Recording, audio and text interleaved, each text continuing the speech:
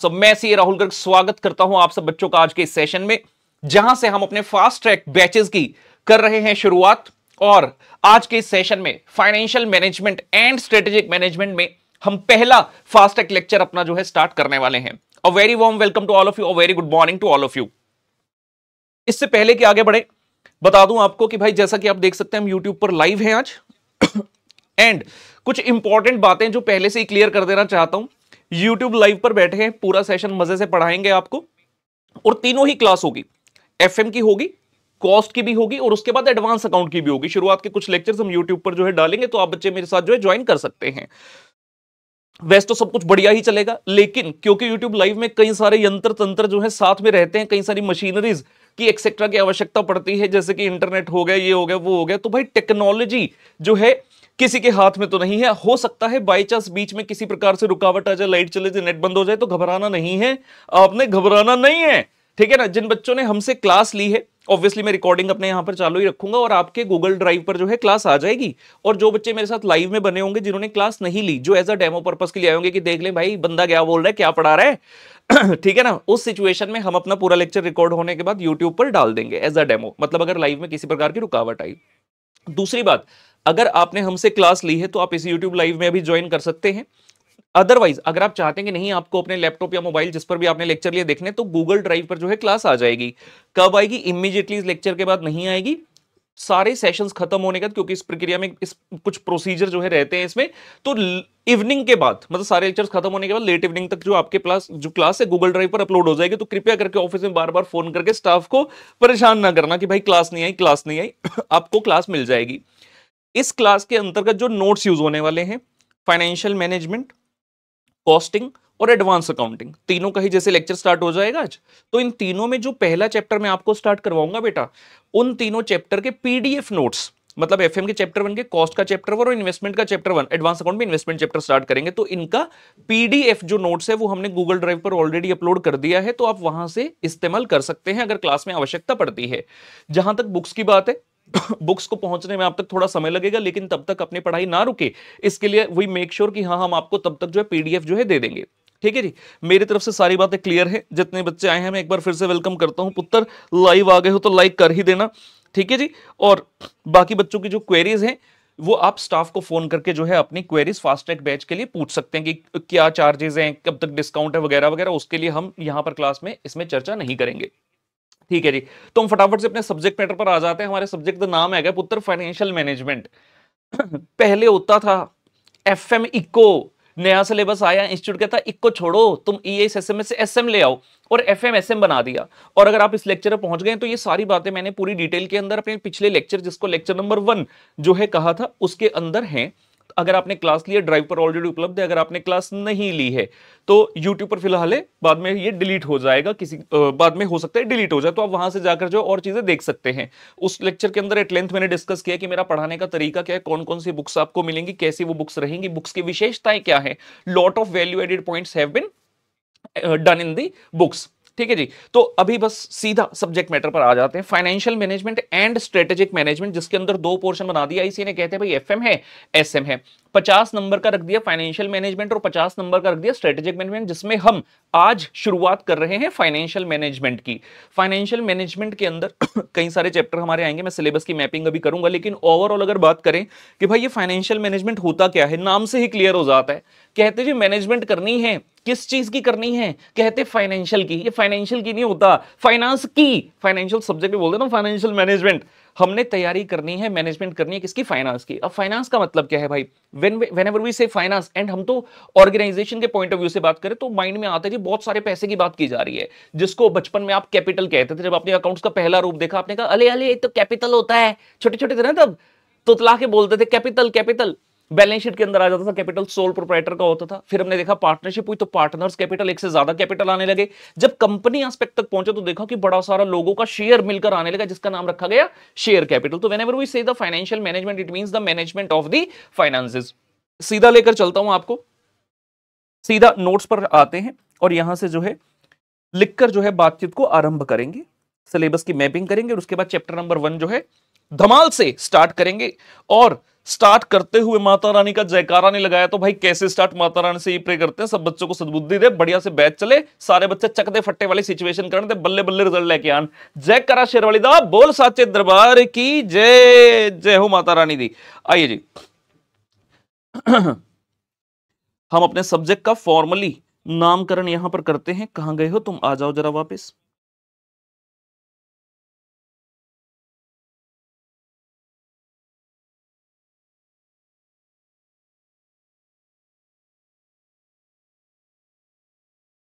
Hello पुत्र, हमारे subject का नाम है फाइनेंशियल मैनेजमेंट। पूर्ण तरीके से इस बैच के अंदर आपके 100% कॉन्सेप्ट्स हम कवर करेंगे with lots and lots of practice. और एक नया फीचर जो मैंने बताया था ऐड हुआ है, आपको होमवर्क भी दिया करेंगे जो कि डेली टेस्ट की तरह होगा। आजकल बच्चे वैसे ही बड़े सजग हो गए हैं और हमें भी लगता है कि नहीं यार बच्चों का टेस्ट होना चाहिए, तो डेली हमने इसमें भी इनकॉर्पोरेट कर दिया। मैं आपको डेली टेस्ट दूंगा, मैं आपको डेली टेस्ट दूंगा, डेली टेस्ट दूंगा, आपको वो टेस्ट करके आने और मैं अगले दिन टेस्ट की इवेल्युएशन करूंगा क्लास में आपके साथ। हाँ जी, जैसे हम बोलते हैं फाइनेंशियल मैनेजमेंट, जब अकाउंट्स बोलते हैं ना, अकाउंट्स में होता था trading account, P and L account, balance sheet. Costing आया, कॉस्ट कहता भाई हम तो trading P and L balance sheet की बात ही नहीं करें, हमारा तो सिस्टम ही कुछ और है। वहां पर स्टेटमेंट्स बनती हैं तरह तरह की और जो फाइनेंशियल मैनेजमेंट है ये कहता भाई हमें पैसे की बात करनी है, फाइनेंस की। फाइनेंस कहां मिलता है, पैसा कहां पड़ा है, सारा कहां से आया, कहां लगे, कहां दिखता है अपने को, बैलेंस शीट के अंदर। तो आइए जरा हम फाइनेंशियल मैनेजमेंट को समझने की कोशिश करें। एक हम बैलेंस शीट बनाएंगे पुत्र, उस बैलेंस शीट के माध्यम से चीजों को समझने की जो है कोशिश करेंगे।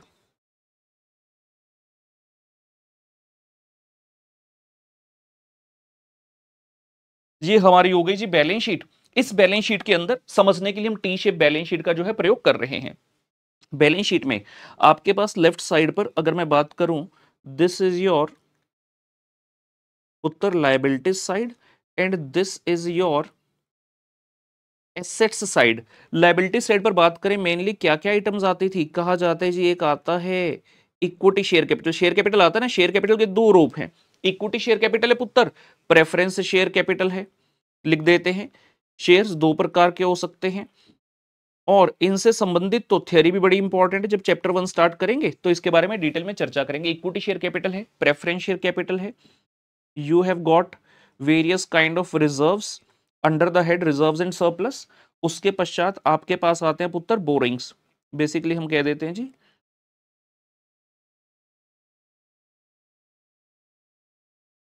लॉन्ग टर्म बोरिंग्स, जो कि किसका रूप ले सकती हैं, it can be in the form of either पुत्र debenture, it can be in the form of debenture, it can be bond, it can be loan, किसी भी वे में आपको यहां पर ये देखने को मिल सकता है।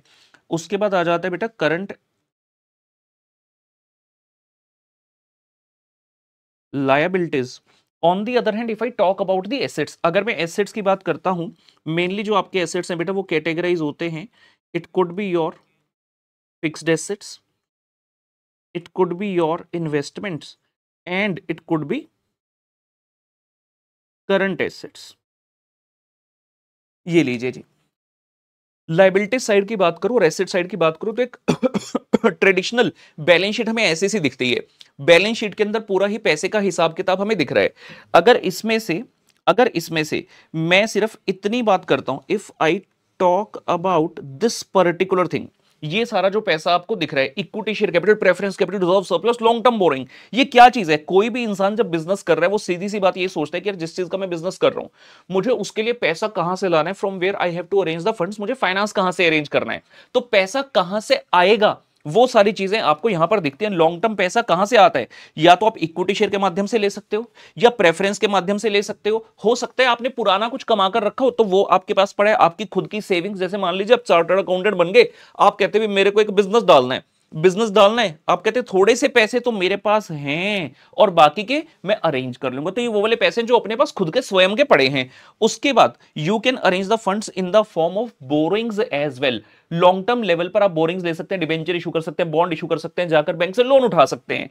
तो इन चारों चीजों को जब मैं कैटेगराइज करता हूं तो ये क्या बनता है, जैसे ही मैं इन चारों को इकट्ठा कर देता हूं ये हमारे सामने पुत्र बन जाता है फाइनेंसिंग, मैं कहूंगा भाई मेरा बिजनेस यहां से फाइनेंस है, मतलब मैंने यहां से पैसा ले रखा है, तो फाइनेंसिंग एक कैटेगरी हो गई। उसके बाद आपने पैसा तो इकट्ठा कर लिया, नाउ द क्वेश्चन अराइज भाई पैसा लगाना कहां पे, तो डिपेंड्स ऑन माय बिजनेस, जिस चीज का मेरा बिजनेस है भाई मैं वहां पर पैसा लगाऊंगा। अगर मान लो मैं कहता हूं भाई मैं एक मैन्युफैक्चरर हूं, तो मैं पैसा कहां लगाऊंगा, अपनी बड़ी सी फैक्ट्री डालूंगा, फैक्ट्री के लिए लैंड बिल्डिंग होगी, उसके अंदर मशीनरी रखूंगा, ऑफिस वाले जो काम करने हैं उनके लिए कंप्यूटर लूंगा, लैपटॉप लूंगा, फर्नीचर रखूंगा, ये सारी आइटम क्या है, this is nothing but the fixed asset, जिसको आज के डेट में कहा जाता है PP, PPE, accounting standard number 10, नाम तो सुना होगा, पीपीई, प्रॉपर्टी प्लांट इक्विपमेंट। तो आपने जो पैसा इकट्ठा किया वो कहां लगा दिया, फिक्स्ड एसेट में। मान लो आपके पास 1000 करोड़ रुपए इकट्ठा हो गया, 900 करोड़ रुपया तो आपने लगा दिया फिक्स्ड एसेट में, बाकी का 100 करोड़ बच गया। आप कहते हैं यार इसका क्या करूं, तो भाई अपने पास आइडल रखने से अच्छा है कहीं पर उसको इन्वेस्ट कर दो ना। तो हमें राइट साइड पर दिखती हैं दो चीजें, fixed asset and the investment. Obviously बात है, जब मैं ये इन्वेस्टमेंट लिख रहा हूं, कोई बच्चा शॉर्ट टर्म इन्वेस्टमेंट ना सोच ले, क्योंकि मैंने करंट एसेट का हेड अलग से लिखा है, शॉर्ट टर्म इन्वेस्टमेंट अगर होगी तो वो ऑब्वियसली आपकी करंट एसेट के अंदर इंक्लूड हो गई होगी। तो जब मैं इन दोनों चीजों को यहां पर देखता हूं, फिक्स्ड एसेट्स एंड इन्वेस्टमेंट, ये दोनों चीज मेरी क्या शो करती है कि मैंने अपना पैसा यहां पर इन्वेस्ट किया हुआ है। वही से दैट मेरा पैसा यहां पर इन्वेस्टेड है। हमने फाइनेंस कहां से कराया, वहां से, मेरा बिजनेस फाइनेंस है वहां से, और फाइनेंस लेकर पैसा कहां लगा दिया मैंने, यहां पर। अब जब मैं देखता हूं अपने सिलेबस की मैपिंग करता हूं, तो फाइनेंसिंग से संबंधित पुत्र हमारे पास बनता है फाइनेंसिंग डिसीजन। इस फाइनेंसिंग से संबंधित हमारे पास जो चैप्टर की लीग बनती है दैट इज फाइनेंसिंग डिसीजन। मैं फॉर्मली अभी थोड़ी देर बाद लिखूंगा, एक बार ये बैलेंस शीट वाला पेज कंप्लीट हो जाए। फाइनेंसिंग डिसीजन जिसके अंदर आपके चैप्टर आते हैं cost of capital, leverage, capital structure and the theories of capital structure, सारे चैप्टर्स फाइनेंसिंग से बने। तो हमारे फाइनेंशियल मैनेजमेंट का एक मेजर हेड होता है फाइनेंसिंग डिसीजन, जहां पर हमें डिसीजन लेने हैं with respect to the finance, पैसा कहां से आएगा, हमारा कैपिटल स्ट्रक्चर कैसा दिखना चाहिए, इक्विटी और डेट का कितना मिक्स होना चाहिए, ऐसे सारे डिसीजन फाइनेंसिंग के अंतर्गत लिए जाएंगे। दूसरा, जैसे ही मैंने कहा भाई दूसरी हेड हमारी है इन्वेस्ट की, तो यहां से आपके पास जो चैप्टर बनता है उसको कहा जाता है investing decision, that is called as उत्तर इन्वेस्टिंग डिसीजन। ये वही चैप्टर है जिससे बच्चे बहुत घबराते हैं, जिस चैप्टर को कैपिटल बजटिंग के नाम से भी जाना जाता है। इन्वेस्टिंग डिसीजन कैपिटल बजटिंग का ही दूसरा नाम है। तो आपके 5 चैप्टर कवर हो गए फाइनेंसिंग डिसीजन के अंदर, cost of capital, leverage, capital structure and theories of capital structure. और इधर से आगे आपका इन्वेस्टमेंट के लिए और फिक्स्ड एसेट के लिए इन्वेस्टिंग डिसीजन, इन्वेस्टमेंट डिसीजन, या फिर कैपिटल बजटिंग भी आप इसे कह सकते हैं। उसके बाद अगर हम यहां पर देखते हैं तो हमारे पास ये 2 आइटम बच गई, लाइबिलिटी साइड से करंट लाइबिलिटी और एसेट साइड से पुत्र हमारे पास एक बच गया करंट एसेट। इन दोनों के बीच का जो रिलेशन है, इन दोनों के बीच का जो रिलेशन है, इन दोनों की अलग अलग पढ़ाई नहीं की जाती। हम जानते हैं राइट साइड पर एसेट साइड पर करंट एसेट है, लाइबिलिटी साइड पर करंट लाइबिलिटी है। इन दोनों को अगर मैं एक साथ मिक्स करके देखना चाहूं तो current asset minus current liability क्या बनता है, it is called as working capital. तो करंट एसेट और करंट लाइबिलिटी के लिए हमारी जो एक साथ पढ़ाई चलती है बेटा, that is related to the chapter working capital. और इससे संबंधित हमारे पास क्या बनता है जी, वर्किंग कैपिटल मैनेजमेंट। इससे संबंधित हमारे पास बनता है जो major chapter that is called as working capital management. इसके अंतर्गत हमें पढ़ना होता है estimation of working capital, debtors management, उसी के अंदर क्रेडिटर मैनेजमेंट और होता है कैश मैनेजमेंट। ये सारी लीग इस तरह से बनती है। तो हमारे कितने चैप्टर हो गए, 4 चैप्टर फाइनेंसिंग डिसीजन के हो गए पुत्र, 3 वर्किंग कैपिटल मैनेजमेंट के हो गए, एक हो गया इन्वेस्टमेंट डिसीजन, 8 चैप्टर हो गए। उसके अलावा सिलेबस में 2 चैप्टर और हैं। एक कहते हैं ओवरऑल जो तुम्हारा डाटा है ना, हम इसका एनालिसिस करना चाहते हैं, तो नाम बना रेशो एनालिसिस, जहां पर हम यूजर्स के लिए एक बेटर वे में इंफॉर्मेशन को प्रेजेंट करना चाहते हैं, तो चैप्टर बन गया रेशो एनालिसिस। और एक चैप्टर ऐसा है जो कि इनसे संबंधित है, जिन लोगों ने पैसा हमारे बिजनेस में लगाया है एज एन ओनर्स, तो उनको हम क्या देंगे जी, डिविडेंड देंगे। तो एक चैप्टर हमारा उससे संबंधित बनता है जिसका नाम है डिविडेंड डिसीजन। तो ये हमारी कुल मिलाकर पूरे सिलेबस की मैपिंग होती है जब हम बात करते हैं फाइनेंशियल मैनेजमेंट की। और अब हम फॉर्मल वे में एक बार पूरा सिलेबस अपने यहां पर पुत्र लिख लेंगे। ये लीजिए, तो हम आ जाते हैं एक बार फॉर्मली अपने सिलेबस की मैपिंग करने पर। ये लीजिए जी,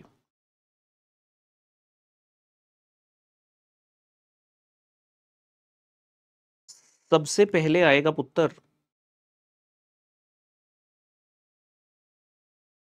कॉस्ट ऑफ कैपिटल। मैं उसी हायरार्की में चैप्टर्स लिख रहा हूं जिस हायरार्की में मैं आपको करवाने वाला हूं। पहला कॉस्ट ऑफ कैपिटल, दूसरा पुत्र लीवरेज, तीसरा चैप्टर कैपिटल स्ट्रक्चर। नंबर 4 आएगा उत्तर थ्योरीज ऑफ कैपिटल स्ट्रक्चर। और क्या कहा था मैंने, इन चारों को अगर मैं मिला दूं तो हमारा ये कौन सा हेड बन गया जी, इसको कहा जाता है फाइनेंसिंग डिसीजन। सबसे पहले इट इज वेरी इंपॉर्टेंट कि हमें उत्तर अपने सब्जेक्ट की नॉलेज ना हुई क्या कुछ इसके अंदर आने वाला है। 4 नंबर हो गए। उसके बाद नंबर 5 आता है जी इन्वेस्टमेंट डिसीजन, जिसको कैपिटल बजटिंग भी कहा जाता है। तो मैं यहां ऐसा करता हूं, कैपिटल बजटिंग लिखता हूं। और ये हमारा कौन सा डिसीजन हुआ जी, इन्वेस्टमेंट डिसीजन। दैट जब पैसा इन्वेस्ट करना है तो क्या सोचकर करना है, क्या तरकीब हमें जो है लगानी है। तो कैपिटल बजटिंग जिसको इन्वेस्टमेंट डिसीजन कहा जाता है। डिफरेंट टेक्निक्स हम इस चैप्टर के अंदर पढ़ेंगे जिसके थ्रू हम इवेल्युएट करना सीखेंगे। मान लो मैं बिजनेसमैन हूं, पैसा तो मेरे पास आ गया, नाउ इन्वेस्ट कहां पर करूं, मेरे सामने डिफरेंट ऑप्शंस हैं, तो मुझे क्या करना होगा, जितने भी ऑप्शंस और ऑल्टरनेटिव हैं उन सबको इवेल्युएट करना होगा। इवेल्युएट करने के बाद देखूंगा भाई ये वाला सबसे बेस्ट लग रहा है, इसमें डालो। पता कैसे चलेगा बेस्ट है, कई सारी टेक्निक्स हैं जो कि हम इस पर्टिकुलर चैप्टर के अंदर कैपिटल बजटिंग के अंदर उत्तर सीखेंगे। उसके बाद आ जाते हैं जी number 6,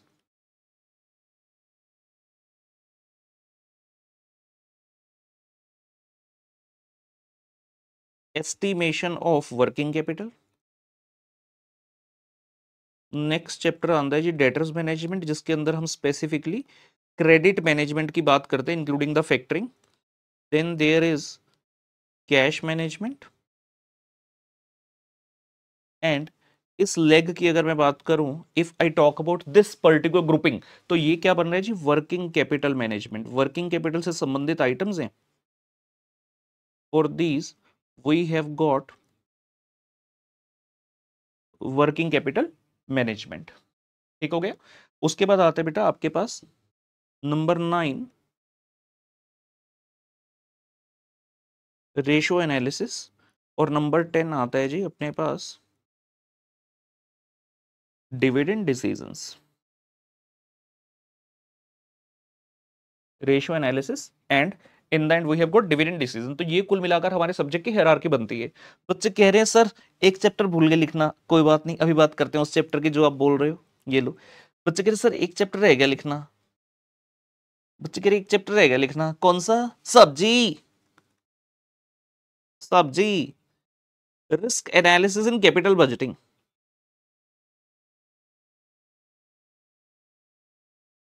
risk analysis in capital budgeting. तो आप बच्चों को ये बता दें कि ये चैप्टर हमारा होता था 2023 नवंबर तक का जो सिलेबस चला है।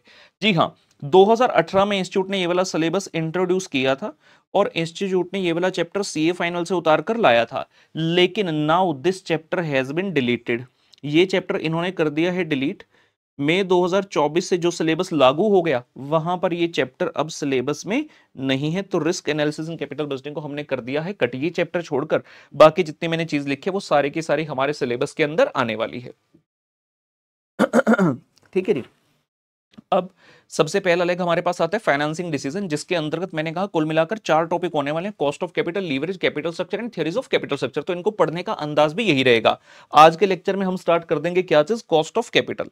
आइए जी फॉर्मली अपना चैप्टर नंबर 1 का नाम जो है यहां पर लिखते हैं and we start studying about this chapter. हाँ जी, cost of capital. Cost of capital पढ़ाने का तरीका आप बच्चों को मेरा पता है, मैंने पिछले लेक्चर में बता दिया था। अगर बाय चांस किसी ने, अगर बाई चांस किसी बच्चे ने वो लेक्चर नहीं देखा तो वापस से बता देता हूँ। हमारा स्टाइल क्या रहेगा, हम हर चैप्टर को डिफरेंट डिफरेंट छोटे छोटे कॉन्सेप्ट्स में बांट लेंगे। मैं आपको कॉन्सेप्ट वाइज जो है पढ़ाऊंगा और जो भी कॉन्सेप्ट ऐसा होगा, नॉर्मली हमारा प्रैक्टिकल सब्जेक्ट है शुरू के 1-2 बेसिक्स वाले कॉन्सेप्ट छोड़कर जितने भी कॉन्सेप्ट करेंगे उससे संबंधित आपको क्वेश्चन जो है मैं करवाऊंगा। पहले कॉन्सेप्ट समझेंगे, पढ़ेंगे, लिखेंगे, आज के लेक्चर में आप देखेंगे और फिर उससे संबंधित आपको क्वेश्चन क्लास में कराएंगे और होमवर्क में देंगे। जैसे ये हमारी एफएम फास्ट ट्रैक की किताब है क्वेश्चन वाली, जिसका नाम है एफएम द ब्लेसिंग करके। तो इसमें 2 जो है पार्टीशन की गई है। एक है गुरु मंत्र, ये कौन से चैप्टर है जो मैं आपको करवाऊंगा क्लास के अंदर, ये वो वाले क्वेश्चंस इसके अंदर रहेंगे। और उसके बाद डेली टू डेली जो मैंने बोला आपको टेस्ट मिलेगा करने के लिए, तो टेस्ट भी इसी के अंदर है। जैसे ही इस चैप्टर में आगे जाएंगे यहां पर आपको मिल जाएगा जी, जैसे ही इस चैप्टर में जाएंगे ये आपको हेड मिल जाएगा अभ्यासी का। ये वो वाले प्रश्न है जो कि आपको करने हैं। ठीक है जी। बच्चों को अगर बिल्कुल बेस्ट तरीके से पढ़ाना है तो हम एक स्पेशल एफर्ट लेकर चलते हैं, चाहे फास्ट ट्रैक बैच है। ऐसा नहीं कि 4-5 किताबें खोलकर एक साथ पढ़ा दिया, बीच में कभी मॉड्यूल खोल लिया, कभी ये कर दिया वो कर दिया। नहीं, बच्चों को एक जगह पर सारी चीज चाहिए, और इस तरह से चाहिए कि जो आने वाला अटेम्प्ट हो उसमें आप डेफिनेटली, मतलब बस पास होकर ही आए। मन में ये ना रहे कि क्या मैं पास हो जाऊंगा, क्या मैं पास नहीं होऊंगा। नहीं भाई, पास तो होंगे ही। एग्जामिशन से भी बहुत ऊपर का हमें जो है एम रखना है, और अगर वो एम हासिल करना है तो ऑब्वियस सी बात है कि हम दोनों को, आपको और मुझे मिलकर मेहनत बहुत करनी पड़ेगी। तो उस मेहनत के लिए सबसे पहला रोल आता है मेरा, जहां पर मैं आपको सिखाऊंगा चीजें और आपको चीजें करने के लिए दूंगा। तो यहां पर जितने भी क्वेश्चन हैं, जो भी बेस्ट से बेस्ट चीजें हैं कॉन्सेप्ट सिखाने के लिए और आपको परीक्षा में पास करवाने के लिए अच्छे नंबर से, वो सारी चीजें यहां पर हमने कर रखी हैं। ठीक है ना। तो हर चैप्टर में इसी तरह से कैटेगराइजेशन की हुई है, और आप देख लेंगे पूरी तरह से प्रेजेंटेबल किताब है। बहुत सारी थॉट्स के बाद इसको बनाया गया है, कई सारे पॉइंट्स हैं। जब क्वेश्चन नंबर 1 वगैरह बनाएंगे तो और डिटेल में इसकी बातचीत करेंगे। कॉस्ट ऑफ कैपिटल जी, क्या मतलब होता है कॉस्ट ऑफ कैपिटल, पहले थोड़ी सी बातचीत कर ली जाए, उसके बाद वापस जो है आ जाएंगे। कॉस्ट ऑफ कैपिटल, जैसे ही हम बोलते हैं कैपिटल, सुनने में लगता है कैपिटल, शेयर कैपिटल की बात हो रही है जी। नहीं, यहां पर जब हम वर्ड बोलते हैं कैपिटल, तो कैपिटल का मतलब होता है all the long term sources of finance. जितने भी long term source of finance है, कौन से long term source of finance है? जब मैंने बैलेंस शीट बनाई, मैंने उसके अंदर equity share capital, preference share capital, आपका डिबेंचर बॉन्ड लोन यानी कि जो long term borrowing and reserve and surplus, ये चारों आइटम लिख दी। ये हमारी long term source of finance है, इन सभी को कुल मिलाकर कैपिटल बोला जाता है। साथ में वर्ड लिखा है कॉस्ट ऑफ कैपिटल। ये कॉस्ट वर्ड कहां से आया, कॉस्ट की आवश्यकता क्या है? बड़ी सिंपल सी बात है। अगर मान लीजिए मैं बिजनेसमैन हूं और मैं किसी और का पैसा यूज कर रहा हूं, मैं कहता हूं भाई लोगों को, आओ तुम मुझे अपना पैसा दे दो शेयर के तौर पर, मैं तुम्हें शेयर इशू कर देता हूं और तुम मेरे शेयर होल्डर बन जाओ, चाहे इक्विटी बन जाओ या प्रेफरेंस बन जाओ। अब लोग मेरे बिजनेस से पैसा लगा रहे हैं, क्यों लगा रहे हैं? कोई भी इंसान कहीं पर इन्वेस्टमेंट क्यों करता है? सो दैट उसको कुछ रिटर्न आए। मान लीजिए जितने भी बच्चे भी मेरा लेक्चर देख रहे हैं, आप सभी कौन है? इन्वेस्टर हैं, और मैं एक कंपनी हूं। आप सबने अपना पैसा मुझे दे दिया, क्यों दिया? क्योंकि आप एक्सपेक्ट कर रहे हैं कि मैं कुछ रिटर्न उसके ऊपर कमा कर दूंगा। आपके लिए जो रिटर्न है वही मेरे लिए क्या है? कॉस्ट है। हम अपना जो ये सब्जेक्ट पढ़ते हैं, हम इन्वेस्टर के व्यू पॉइंट से नहीं पढ़ते। हम अपना ये जो सब्जेक्ट है ऑर्गेनाइजेशन यानी कि कॉर्पोरेट के व्यू से पढ़ते हैं, कंपनी के पॉइंट ऑफ व्यू से पढ़ते हैं।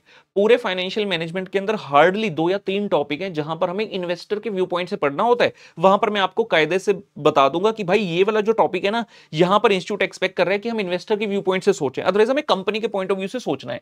तो जब नाम आया कॉस्ट ऑफ कैपिटल, ये किसके व्यू से कॉस्ट है? मेरे से। अगर इन्वेस्टर के व्यू पॉइंट से सोचता तो चैप्टर का नाम क्या होता? रिटर्न ऑन इन्वेस्टमेंट, कि भाई तुमने इन्वेस्ट कहां किया और तुम्हें रिटर्न कितनी आई। तो कॉस्ट ऑफ कैपिटल का मतलब है कि जिन लोगों से पैसा आपने अरेंज किया है उनको क्या कॉस्ट आपने देनी है। फिर मन में सवाल आता है, यार एक रिजर्व एंड सरप्लस भी तो होता है, वो तो खुद का ही पैसा है, क्या उसकी भी कॉस्ट है? उसके बारे में जानेंगे, इन सभी चीजों के बारे में जानेंगे। लेकिन हाँ, जो बच्चे रुक नहीं पा रहे, जिनको लग रहा है क्या होता है, हाँ जी, रिजर्व एंड सरप्लस की भी कॉस्ट होती है। आइए, cost of capital,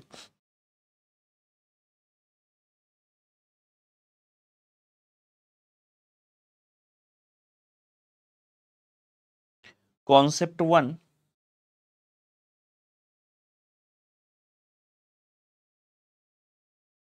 basics. Concept number 1, basics. यहां पर चैप्टर के जो बेसिक्स हैं उनके बारे में बातचीत करने वाले हैं। आइए जी, सबसे पहले कैपिटल को डिफाइन कर देते। Capital means all the, capital means all the long term sources of finance. Capital means all the long term sources of finance. और नॉर्मली कॉस्ट का मतलब क्या होता है? कॉस्ट मींस एक्सपेंस, बड़ी सीधी सी बात है। कॉस्ट का मतलब है खर्चा यानी कि एक्सपेंस। तो कॉस्ट ऑफ कैपिटल का कुल मिलाकर मतलब क्या हो गया, वो लिखते हैं।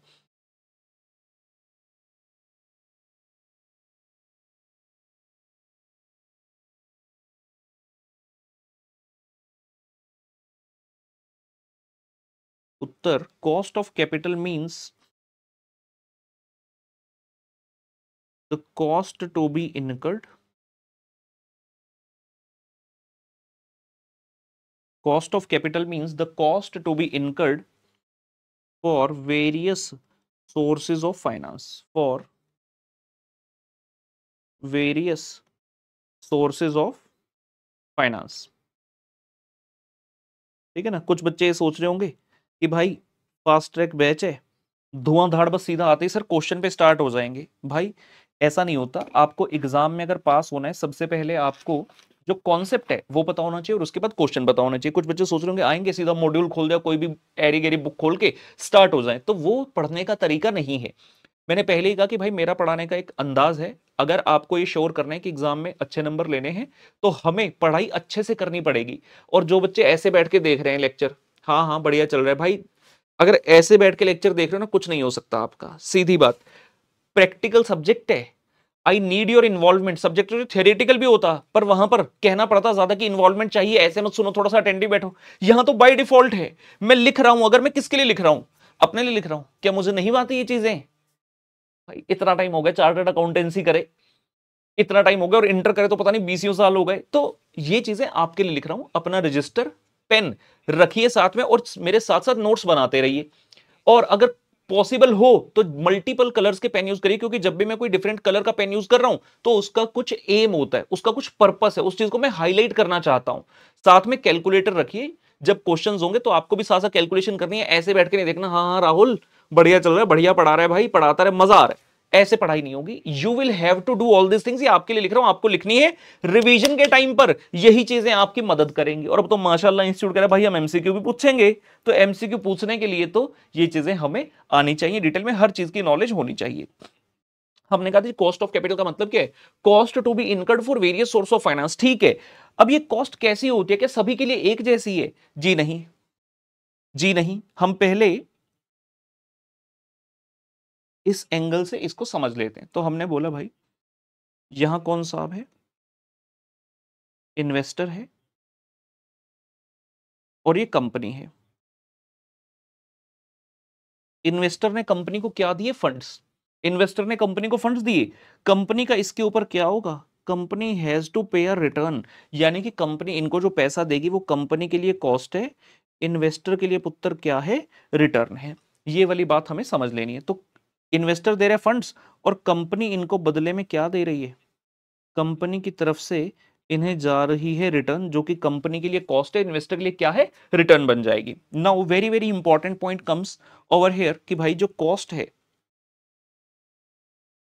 जो कॉस्ट है, cost varies, cost varies as per the risk attached, cost varies as per the risk attached to a particular source. Cost varies as per the risk attached to a particular source. मेरे business में आपने as an equity holder पैसे लगाए, date holder पैसे लगाए, preference holder पैसे लगाए, किस तरह से पैसे लगाए, तो आप जिस टाइप के इन्वेस्टर हो उस हिसाब से आपकी रिटर्न डिफरेंट होगी। अगर आप ऐसे इन्वेस्टर हो जिसने रिस्क सबसे ज्यादा लिया तो ऑब्वियसली आपकी जो रिटर्न है वो आप ज्यादा एक्सपेक्ट करोगे, और आप रिटर्न ज्यादा एक्सपेक्ट करो यानी कि मैं जो कंपनी है मेरी कॉस्ट उस चीज की क्या होगी, ज्यादा होगी। और अगर आप ऐसे इन्वेस्टर जिसने रिस्क बहुत कम लिया है, बहुत ही कम रिस्क लिया है, आप कहते पैसे तो लगाने लेकिन मैं नहीं चाहता कि मेरा पैसा डूब जाए, तो भाई मैं रिस्क कम लूंगा। अगर आपने रिस्क कम लिया तो मेरी तरफ से आपको रिटर्न भी कम ही जाएगी, यानी कि मेरे लिए भी उस चीज की कॉस्ट कम ही होगी। पहले समझते हैं ये किस किस चीज के लिए क्या क्या कॉस्ट जो है पुत्र रहती है। तो हम यहां पर लिख लेते हैं, there is the cost of capital.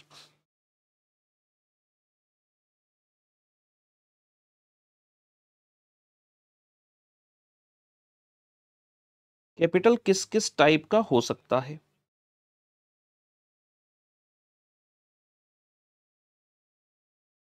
सबसे पहले आ गया G capital. Cost of capital हमारा हो गया मेजर हेड। हम कह रहे हैं इसके अंदर कैपिटल में क्या क्या चीजें आ सकती हैं। So there are three things possible. One is पुत्र share capital, second is reserves and surplus, and the third is debt, and the third is debt. जब मैं बात करता हूं, मैंने कहा कैपिटल के सामने लिख दिया तीन सोर्स हैं जी, शेयर कैपिटल, रिजर्व सरप्लस है और डेट है। जब शेयर कैपिटल के अंतर्गत जाता हूं, जब शेयर कैपिटल के अंतर्गत जाता हूं तो there are two things possible. It can be either equity share capital और it can be the preference share capital. जहां तक रिजर्व सरप्लस की बात है इसको रिटेन अर्निंग एक्सेट्रा भी आप बोल सकते हैं। And when I go to the debt, तो डेट को आप किसी भी नाम से बुला सकते हैं। आप कह सकते हैं कि भाई ये हमारा डिबेंचर है, ये हमारा लोन है, या फिर ये हमारा बॉन्ड के तौर पर है। मैं ये वर्ड्स क्यों लिख रहा हूं, क्योंकि जब एग्जाम में क्वेश्चन आएगा इंस्टीट्यूट इसमें से कोई भी वर्ड यूज कर लेगा, कंफ्यूज नहीं होना। चाहे डिबेंचर लिखे, लोन लिखे, बॉन्ड लिखे, भाई तुम डेट ही हो, तुम कौन हो, तुम डेट हो। जैसे मान लो प्यार में पड़ गए, कभी आप कहोगे बाबू, कभी कहोगे सोना, कभी कहोगे मुना, तो नाम जो भी लो है तो वो आपके प्रिय ही है ना, वो वाली बात हो गई। कैपिटल समझ गए। अब हमें समझना है भाई इनके लिए कॉस्ट कौन सी इनकर की जा रही है, इनके लिए कौन सी कॉस्ट इनकर की जा रही है। हाँ जी, इक्विटी के तौर पर अगर आपने पैसा लगाया तो मैं आपको क्या दूंगा। अगर आपने इक्विटी के तौर पर मेरी कंपनी में पैसा लगाया तो कंपनी यानी कि मैं, मेरी क्या कॉस्ट होगी उस चीज की, मेरी कॉस्ट होगी डिविडेंड। अगर आपने एज एन प्रेफरेंस होल्डर पैसा लगाया तो मैं आपको क्या दूंगा, तो भी दूंगा डिविडेंड। अगर आपने रिजर्व एंड सरप्लस के तौर पर पैसा लगाया, आपने, ये तो मेरा खुद का ही है, तो यहां पर अभी अभी हम कुछ नहीं लिखेंगे। यहां पर सिर्फ इतनी बात जरूर लिख देंगे, जिन बच्चों के मन में प्रश्न है कि क्या इसकी कॉस्ट होती है, हाँ जी इसकी कॉस्ट होती है, इतना हमने एज ऑफ नाउ लिख दिया। और फिर आता है डिबेंचर की, लोन की, बॉन्ड की। आपने किसी भी तरह से पैसा लगाया, जो कंपनी की कॉस्ट इनकर होगी वो होगी इंटरेस्ट। अब आप कहोगे सर आपने यहां इंटरेस्ट लिखा तो इक्विटी और प्रेफरेंस में भी एक साथ ऐसे करके डिविडेंड लिख देते, आपने दो बार डिविडेंड क्यों लिखा, उसका रीजन है इक्विटी वाला जो है, जो इक्विटी का डिविडेंड है वो होता है वेरिएबल डिविडेंड, और जो प्रेफरेंस है उसका होता है फिक्स डिविडेंड। प्रेफरेंस वाले का जो रेट ऑफ डिविडेंड है दैट रिमेंस फिक्स। इतनी सी नॉलेज तो मैं एज्यूम करता हूं कंपनी लॉ की, कॉर्पोरेट लॉ की हमें होगी ही होगी। इक्विटी वालों का वेरिएबल रहता है डिविडेंड, प्रेफरेंस वालों का डिविडेंड फिक्स रहता है। अब अल्टीमेटली हमें यह समझना है कि भाई इनकी जो कॉस्ट है वो किस टाइप की होती है, इस कॉस्ट का नेचर क्या है। Very very important to understand इस कॉस्ट का नेचर क्या है। जब इक्विटी है, आप इक्विटी होल्डर हैं, मैं आपको डिविडेंड दूंगा, क्या मैं एक्चुअली डिविडेंड दूंगा या बोल दूंगा बस डिविडेंड हो गया, मुझे देना पड़ेगा ना, देना पड़ेगा means this will be as good as out of pocket, means I will have to pay the amount in actual to you. तो आपकी, चाहे आप एज एन इक्विटी होल्डर हैं या आप प्रेफरेंस होल्डर हैं, दोनों ही केस में जो dividend I will have to pay to you. मतलब यहां पर जो आपकी कॉस्ट आती है that is explicit cost. Explicit cost, मुझे एक्चुअल में आपको पैसे देने पड़ेंगे। जहां तक इंटरेस्ट की बात आती है, इंटरेस्ट चाहे आप डेट होल्डर हैं, लोन्स लिया आपसे, या फिर आप बॉन्ड होल्डर हैं, I will have to in actual pay the interest. यहां पर भी क्या है, this is nothing but the explicit cost, means I will have to pay the amount to you. Explicit मतलब आउट ऑफ पॉकेट कॉस्ट।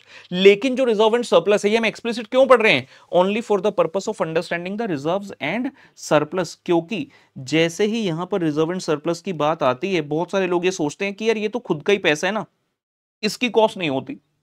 ये सोचना गलत है। मान लीजिए चार्टर्ड अकाउंटेंट बन गए, आपकी सैलरी आ गई, आप कहते हैं मेरा ना बचपन से सपना था मुझे कार लेनी है, तो आपने कार खरीदने का सोच लिया। आपके पास खुद की सेविंग है 5 लाख रुपए की, 15 लाख की गाड़ी, आपने सोचा 10 लाख रुपए कहीं से अरेंज कर लेता हूं तो 15 लाख की मेरी गाड़ी आ जाएगी। अब आप जो वो 10 लाख रुपए अरेंज किए, टूल मिलाकर 15 लाख की गाड़ी ली, कोई पूछता भाई कितने की बड़ी, आप कहते बस 10 लाख का लोन लेना पड़ा यार, 5 लाख तो मेरे पास खुद के ही थे। तो क्या इस 5 लाख की कोई कॉस्ट नहीं है, आपको शायद लगे नहीं है, लेकिन हाँ इसकी कॉस्ट होती है। यही तो फर्क होता है एक लेमैन में और एक चार्टर्ड अकाउंटेंट में। चार्टर्ड अकाउंटेंट ये समझेगा कि हाँ भाई इसकी भी कॉस्ट है, लेमैन कहेगा यार ये तो तेरे पैसे थे, इसकी थोड़ी कोई कॉस्ट है। तो कॉस्ट कैसे है, अगर ये पैसा आप अपनी कार के लिए इन्वेस्ट ना करके, अपनी कार पर खर्च ना करके कहीं आप किसी सिक्योरिटी में लगा देते, सिक्योरिटी छोड़ो मैं कह रहा हूं बैंक में एफडी ही रख देते, पोस्ट ऑफिस में एफडी ही रख देते, तब भी आपको कुछ रिटर्न तो आती। लेकिन अब आप वो रिटर्न नहीं कमा पा रहे, means there is an opportunity cost involve with the reserve and surplus. या तो इस एंगल से सोच लो, या फिर दूसरा एंगल ये भी है कि अगर आपके ये 5 लाख ना होते, आपको कहीं से अरेंज करने पड़ते, in that case you would have paid the amount to somebody, लेकिन आपको पे नहीं करना पड़ा क्योंकि आपके ये मींस कॉस्ट तो है इसकी। अगर मेरे ना होते, मैं कहीं और से अरेंज करता, तब भी तो मुझे देना पड़ता, तो ये मेरे पास थे, इसका मतलब ये नहीं कि कॉस्ट नहीं है, there is a cost involve, बस बात ये कि आपको देना किसी को नहीं पड़ता। तो इसकी जो कॉस्ट है उसको बोलते हैं implicit cost. Reserve and surplus की कॉस्ट होती है जी implicit cost. Very very important, बिल्कुल बेस है इस चैप्टर का। जितनी इजीली, जितना अच्छे से ये चीजें समझ आएंगी, चैप्टर आगे जाकर कंट्रोल में लेना अपने लिए उतना ही आसान होता रहेगा। अब इनकी थोड़ा डिटेल में बात करनी है, क्योंकि एग्जाम में हमारे लिए थ्योरी भी थोड़ी बहुत तो मायने रखती ही है, और एग्जाम में जो एक इंपॉर्टेंट थ्योरी बनती है एक्सपेक्ट किया जाता है कि स्टूडेंट को एटलीस्ट जो सोर्स ऑफ फाइनेंस है उनके बारे में नॉलेज हो, जहां पर आता है डेट, प्रेफरेंस और इक्विटी, इन तीनों सोर्स की नॉलेज होनी चाहिए। तो हम आगे जाकर एक कंपैरेटिव स्टडी करते हैं। अभी हमारा कॉन्सेप्ट नंबर 1 चल रहा है, बेसिक कॉन्सेप्ट, जहां पर हम इसके बारे में चीजों को सीख रहे हैं।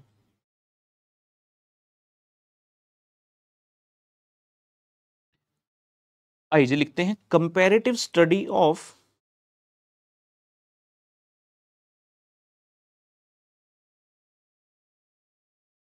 Date comma preference share capital and equity share capital. तो इनके कंपैरेटिव स्टडी करनी है, जहां से दिमाग बहुत हमारा ओपन होगा। So over here is debt, over here is preference share capital and over here is equity share capital. और यहां पर मैं कुछ पॉइंटर्स बनाता जाऊंगा। सबसे पहले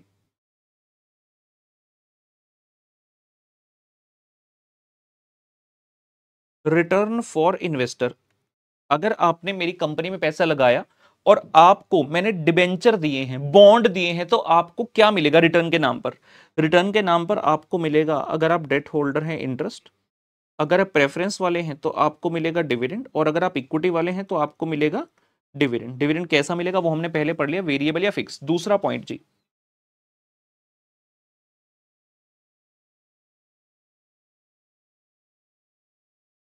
दूसरा पॉइंट लिखा जी, पक्का मिलेगा। दूसरा पॉइंट लिखा है पक्का मिलेगा, क्वेश्चन मार्क। मतलब क्या गारंटी है कि तुम्हें पक्का मिलेगा? क्या डेट वाले को पक्का मिलेगा? हाँ जी, डेट वाला तो श्योर है, उसे तो पक्का मिलेगा। क्या प्रेफरेंस वाले को पक्का मिलेगा? बिल्कुल भी नहीं, it depends upon the profit. क्या इक्विटी वाले को पक्का मिलेगा? नहीं, ये भी श्योर नहीं है।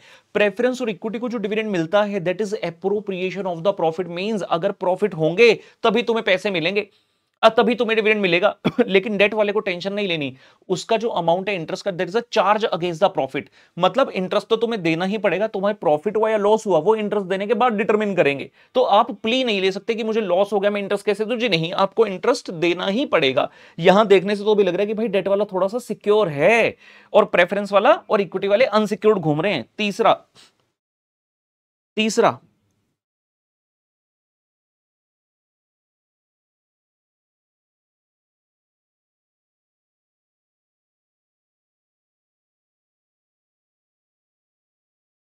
क्या रिटर्न फिक्स है? इन लोगों को जो मैं रिटर्न दे रहा हूं क्या वो रिटर्न फिक्स है? क्या तुम्हें जो पैसा मिलेगा अगर मिला, क्या वो फिक्स है? डेट के केस में हाँ जी फिक्स है, इंटरेस्ट रेट पहले से ही बना होता है। आप बैंक से जा रहे हैं लोन लेने के लिए, क्या रिटर्न फिक्स है बैंक वाले की? अगर उसने बोला 8% का रेट है तो आपके लिए कॉस्ट है, बैंक वाले के लिए क्या रिटर्न है? क्या ये फिक्स होता है, चेंज है? भाई फिक्स है, फिक्स है। प्रेफरेंस वाले के लिए क्या जो डिविडेंड मिलने वाला है उसका रेट पहले से फिक्स होता है? हाँ जी, ये भी हम जानते हैं। प्रेफरेंस और इक्विटी में सबसे बड़ा डिफरेंस यही होता है कि प्रेफरेंस वाले की रिटर्न फिक्स होती है, इक्विटी वाले का फिक्स है क्या? जी नहीं, इक्विटी में तो यहां पर भी आकर कांटा लग गया। इस पॉइंट को पढ़ने के बाद ये क्लैरिटी मिल गई कि सबसे ज्यादा रिस्की कौन चल रहा है भाई, इक्विटी वाला। ना तो पक्का मिलने वाली चीज है, प्रॉफिट होगा तो देंगे, और कितना देंगे कहते तब देख लेंगे भाई। मैंने कहा कुछ तो बता दो, 10% 12 कहते कहा ना तब देख लेंगे, कोई गारंटी नहीं है। लेकिन प्रेफरेंस में इतना पता है कि प्रॉफिट होगा तो ही मिलेगा, लॉस के केस में नहीं मिलेगा। लेकिन अगर प्रॉफिट हो गया तो कितना मिलेगा एटलीस्ट ये तो पता है। तो मतलब तुम इक्विटी से थोड़ी बेटर पोजीशन में हो। और डेट वाला वो तो राजा बनकर बैठा है, कभी कभी तो लगता है अपोनिच भगवान है। कहता भाई कंपनियां पैसे लगाई हैं, कंपनी मेरे को पक्का पक्का देगी, और कितना देगी ये भी मुझे पहले से पता है। अगर मान लो मैंने किसी कंपनी में 5 लाख रुपए लगा दिए और 8% का इंटरेस्ट मिलता है साल का, तो 5 लाख गुना 8%, 40,000 रुपए का जो अमाउंट है वो मुझे मिलेगा। ये मुझे पक्का पक्का पता है, ये मुझे पक्का पक्का पता है। नेक्स्ट पॉइंट आ रहा है रिस्क। बात करूं रिस्क, डेट वाले का सबसे लीस्ट है, इक्विटी वाले का सबसे ज्यादा है, मैक्सिमम है, और प्रेफरेंस वाले का हम कह देते हैं जी मॉडरेट है। हम कह देते हैं प्रेफरेंस वाले का मॉडरेट है। अब ये कहावत बहुत बार सुनी होगी, जैसे रिस्क वैसे return, higher the risk higher the return. तो अंतिम जो पॉइंट आता है इसके अंदर दैट इज टू जज अबाउट द रिटर्न, कि भाई रिटर्न कैसी है। रिटर्न किसके व्यू पॉइंट से? इन्वेस्टर के व्यू पॉइंट से। और अगर कंपनी के पॉइंट ऑफ व्यू से बात करता हूं तो बात आ गई जी कॉस्ट। जब डेट वाले का रिस्क लीस्ट है तो कंपनी की जो कॉस्ट है इसके लिए वो भी क्या है, लीस्ट है। डेट वाले को रिटर्न भी सबसे कम मिलेगी। भाई तुम ये सोच लो कि तुम्हें पूरी तरह से सिक्योर होना है, रिटर्न बेटर चाहिए। तो अगर तुम पूरी तरह से सिक्योर होकर चलना चाहते हो, तुम्हें रिटर्न भी कम ही मिलेगी। और इक्विटी वाला क्योंकि सबसे ज्यादा रिस्क ले रहा है, तो उसकी रिटर्न भी सबसे मैक्सिमम है। जब हम सुनते हैं कि शेयर मार्केट में कंपनी का प्राइस बढ़ गया, तो भाई यानी कि जो रिटर्न है उस केस में कैपिटल गेन की फॉर्म में वो किसको मिल रही है? इक्विटी वाले को। जो वेल्थ बढ़ रही है वो किसकी बढ़ रही है? इक्विटी होल्डर की बढ़ रही है। इस चीज का एडवांटेज डेट और प्रेफरेंस वालों को नहीं मिलता। प्रेफरेंस वाले का रिस्क मॉडरेट था, तो इसकी रिटर्न भी मॉडरेट ही रहती है। यानी कि जब हम निकालेंगे एक्चुअल में, जब आप कंप्यूटेशंस करोगे, आप देखोगे कि cost of equity share capital जो वो हाईएस्ट आएगी, डेट की सबसे कम आएगी और प्रेफरेंस की इन दोनों के बीच में लटकी होगी। मैं फिर से यहां पर क्लेरिफाई कर दूं कि जब हमने कॉस्ट लिखा वर्ड, तो कॉस्ट वर्ड जो लिखा है ये कंपनी के पॉइंट ऑफ व्यू से लिखा है, और जो रिटर्न पॉइंट लिखा है it is from the investor point of view. ठीक है, अब हमने इस चीज को समझ लिया। कैपिटल का मतलब long term source of finance है, कॉस्ट का मतलब एक्सपेंस, और कॉस्ट ऑफ कैपिटल का मतलब कॉस्ट कितनी इनकर करनी है। कितनी इनकर करनी है ये भी डिटेल में पढ़ लिया। डिपेंड करता है कि डेट को पैसा देना है, इक्विटी को देना है, प्रेफरेंस वाले को देना है, उस हिसाब से आएगा। आपने कॉस्ट निकाल ली। लेट्स एज्यूम आपने अपने पूरे बिजनेस में जितने सोर्स ऑफ फाइनेंस है सबकी कॉस्ट निकाल ली। आ गया let's say 12%। Now what does it represent? इसका मतलब ये है कि कम से कम ना बिजनेसमैन को 12% कमाना पड़ेगा, क्योंकि अगर 12 से भी कम कमाएगा तो भाई बिजनेस करने का फायदा ही नहीं है। ऐसे बिजनेस को तो बंद कर दो, क्योंकि 12% तो बाहर वाले ले जाएंगे जिनसे पैसा लिया है। अगर मैं 12 से ज्यादा कमाऊंगा तभी मेरा सर्वाइवल जो है जस्टिफाई हो पाएगा। मैंने साथ में जो आप बच्चों के लिए थ्योरी की किताब बनाई है कॉस्ट रागा, वो भी साथ में दिखा दो। कॉस्ट ऑफ कैपिटल की वैसे कोई थ्योरी बनती नहीं है, लेकिन हाँ फिर भी जो छोटी मोटी थ्योरी बनती है मैंने यहां पर जो है रिटर्न आपको यहां पर लिख कर दिया है। जैसे कि यहां पर आप देखते हो कॉस्ट ऑफ कैपिटल का मतलब क्या, और ये बुक्स हार्ड कॉपी फॉर्म में इसी तरह से मल्टी कलर आपको मिलेंगी। कॉस्ट ऑफ कैपिटल का मतलब क्या है? कहते हैं कॉस्ट ऑफ कैपिटल का मतलब है जो return expected by the providers of capital है। क्या चीज है? जो return expected by the providers of capital है। कौन है provider of capital? Share holder, lender, debt holder to the business. जिन्होंने पैसा प्रोवाइड किया है हमें, उनको रिटर्न दे रहे हैं। क्यों? Compensation for their contribution to the total capital. उन्होंने मेरे बिजनेस से पैसा लगाया तो मैं उनको कंपेंसेट करने के लिए ये चीज दे रहा हूं। वेरी वेरी इंपॉर्टेंट एक लाइन लिख रहे हैं जी, एग्जाम के लिए बेहद महत्वपूर्ण, एग्जाम के लिए बेहद महत्वपूर्ण। Cost of capital,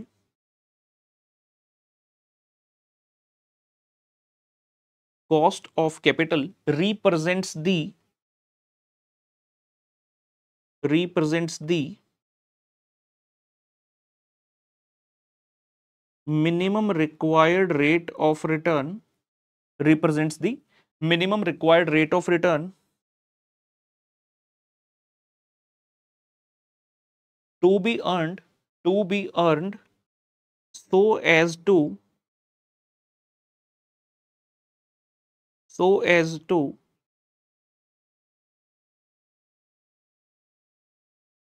at least meet the cost of, so as to at least meet the cost of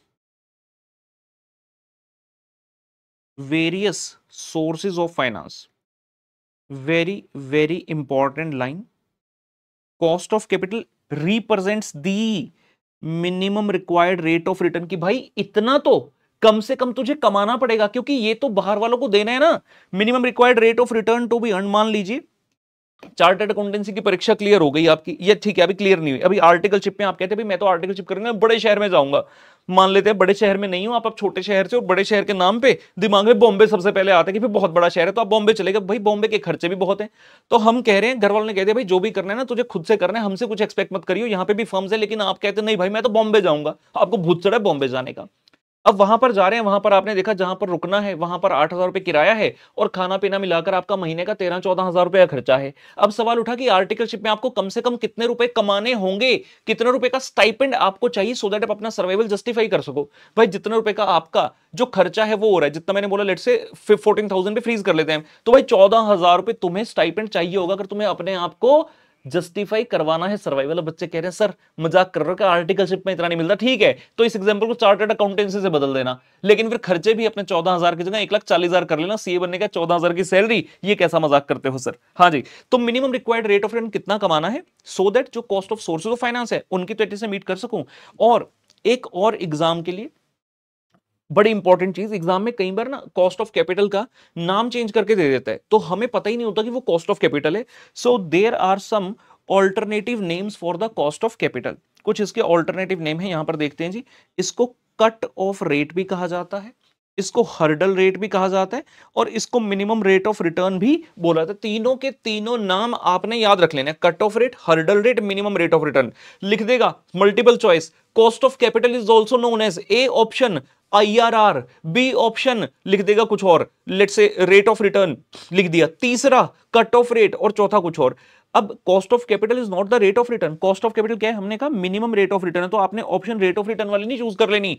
अगर इन दोनों में से कोई और ऑप्शन लिखे तो इनको चूज करना, और रेट ऑफ रिटर्न के साथ अगर मिनिमम लिखे तभी वो हमारा कॉस्ट ऑफ कैपिटल जो है बनेगा, कि इतना कम से कम आपको कमाना है।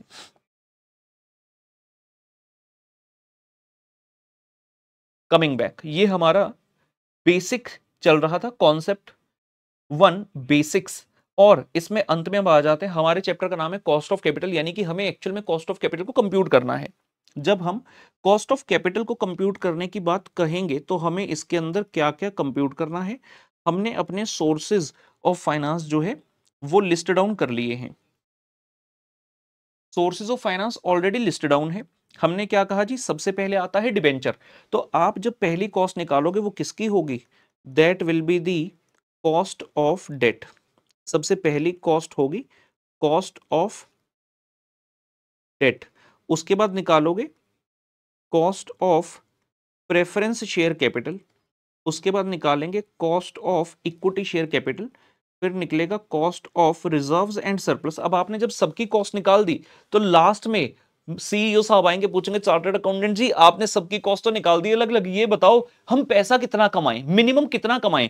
अब मैं कह रहा हूं यार डेट वाले की कॉस्ट है 10, प्रेफरेंस वाले की है 12, इक्विटी वाले की 15, रिजर्व एंड सरप्लस की आई है 14, तो यार ये तो अलग अलग कॉस्ट आ गई, कितना कमाएं। तो इस तरह से चीजें नहीं चलती। आपने जब सबकी इंडिविजुअल कॉस्ट निकाली है उसके बाद you will have to find out the overall cost as well, आपको ओवरऑल कॉस्ट भी निकालनी पड़ेगी। तो लास्ट जो हमारा टॉपिक बनता है इसके अंतर्गत वो बनेगा बेटा ओवरऑल कॉस्ट ऑफ कैपिटल, जिसको केओ भी बोला जाता है। तुम थोड़ा इधर आ जाओ तनिक, अपने भाई के लिए, बड़े भाई के लिए जगह छोड़ो। हाँ जी, तो यहां पे आ रहा है अंत में ओवरऑल कॉस्ट ऑफ कैपिटल। ये हमारे पूरे चैप्टर में पढ़ाई रहने वाली है, ओवरऑल कॉस्ट ऑफ कैपिटल। ठीक है जी। सबसे पहले आएगा कॉस्ट ऑफ डेट, इसको दर्शाने का तरीका है के चरणों में पड़ा है डी, के चरणों में पड़ा है डी। प्रेफरेंस शेयर कैपिटल बुलाया जाता है केपी, इक्विटी शेयर है आपका KE, reserve and surplus is KRE, cost of retained earning and overall cost of capital is known as केओ।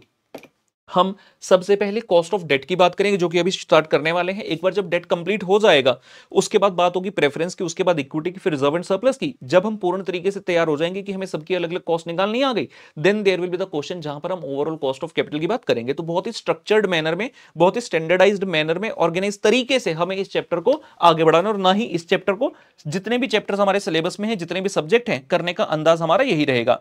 मैं फिर से एक बार बता दूं, जो ये चीजें मैं लिख रहा हूं, मेरी एक्सपेक्टेशन आपसे क्या है। अगर आपने मेरी क्लास ली है या क्लास लेने का सोच रहे हैं तो ये सारी चीजें मैं आप लोगों के लिए कर रहा हूं। जब हम कायदे से नोट्स बनाते हैं, सब चीजें लिखते हैं, तो रिवीजन में हेल्प मिलती है। राइट, मैं फिर से कह रहा हूं, अगर मैं यहीं कहीं से भी पढ़कर इसको बता दूं कि हाँ भाई ऐसा होता है, सिर्फ बोल दूं, तो आपको याद नहीं रहेगा। सभी सभी एक्चुअल जीवन में गजनी होते हैं। गजनी कौन है, short term memory loss.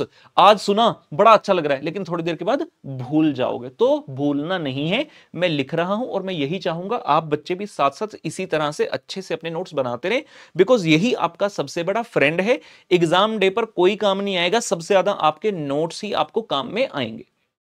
As simple as that. ठीक है ना, तो ये सब चीजों का बड़ा महत्व है, और काफी सारी थ्योरी आपको पता भी नहीं चला, हमने जितनी देर तक अभी लेक्चर किया इसमें इतनी सारी थ्योरी हमारी कवर हो चुकी है। एग्जाम में कितने सारे क्वेश्चंस इस बेस पर आएंगे, पूछेगा भी रिस्क के बेस पर बताओ कि कौन सा मतलब हाईएस्ट रिस्क वाली सिक्योरिटी है, 4 ऑप्शन दे देगा, रिटर्न सबसे ज्यादा किसकी है, फिक्स रिटर्न किसको मिलती है, एक्सेट्रा। तो हमारी काफी सारी थ्योरी भी इसके अंदर कवर हो चुकी है। हम फाइनली अपने कॉन्सेप्ट नंबर 2 पर एंटर कर रहे हैं पुत्र, जहां पर हम बात करेंगे कॉस्ट ऑफ डेट की। आइए जी,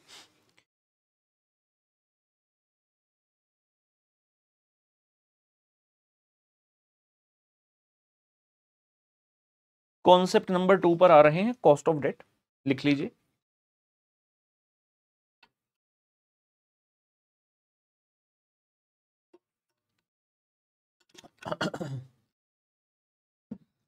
कॉस्ट ऑफ डेट, ये डेट वाला भाई कौन है? डेट का मतलब है जिस इन्वेस्टर ने पैसा लगाया है उसको मुझे हर साल एक फिक्स पेमेंट देनी है। क्या पक्का देनी है? थोड़ी देर पहले से कहा हाँ जी पक्का देनी है, और उस पेमेंट का नाम होता है interest. You have to pay him the interest. लेकिन जो डेट है वो दो टाइप का हो सकता है, उसी के बेस पर जो कॉस्ट है वो बिल्कुल डिफर करेगी। या तो डेट हो सकता है इररिडीमेबल, या फिर डेट हो सकता है रिडीमेबल। इररिडीमेबल का मतलब क्या है कि इन्वेस्टर ने आज आपको पैसे दे दिए, आप यूज करो, लेकिन उसका जो कैपिटल अमाउंट है वो कब वापस करना है इसके बारे में कोई एग्रीमेंट नहीं है। इसको कहते हैं इररिडीमेबल डिबेंचर, जहां पर हर साल आपको सिर्फ इंटरेस्ट की पेमेंट करते जानी है। एक होता है रिडीमेबल डिबेंचर, जहां पर आपने जब पैसा लिया उसी समय डिसाइड हो जाते कि कितने समय के बाद किस कंडीशन में मुझे पैसा जो है रिटर्न करना है इन्वेस्टर को, तो उस डेट को बोलते हैं रिडीमेबल। दोनों में ही कॉस्ट को निकालने का तरीका बिल्कुल अलग है। आइए जी, कॉस्ट ऑफ डेट सबसे पहले कौन सी बात करेंगे? इररिडीमेबल। तो कॉस्ट ऑफ डेट कौन से वाला? इररिडीमेबल जी। Cost of debt irredeemable.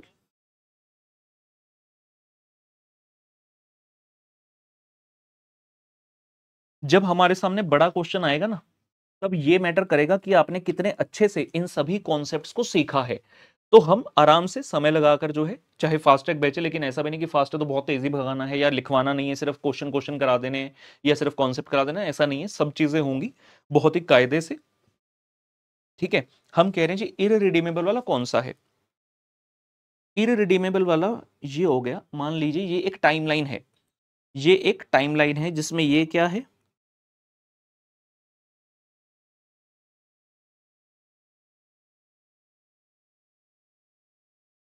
आज यानी कि प्रेजेंट।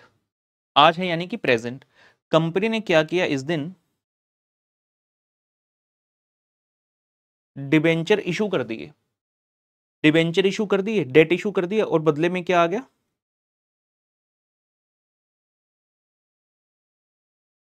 आपके पास पैसा आ गया। डिबेंचर इशू किए, मेरे पास पैसा आ गया आज की डेट में। मैंने क्या कहा उसके बाद? बेटा जो आपको यहां पर दिख रहा है, लेट्स से इसको बोलते हैं ईयर जीरो।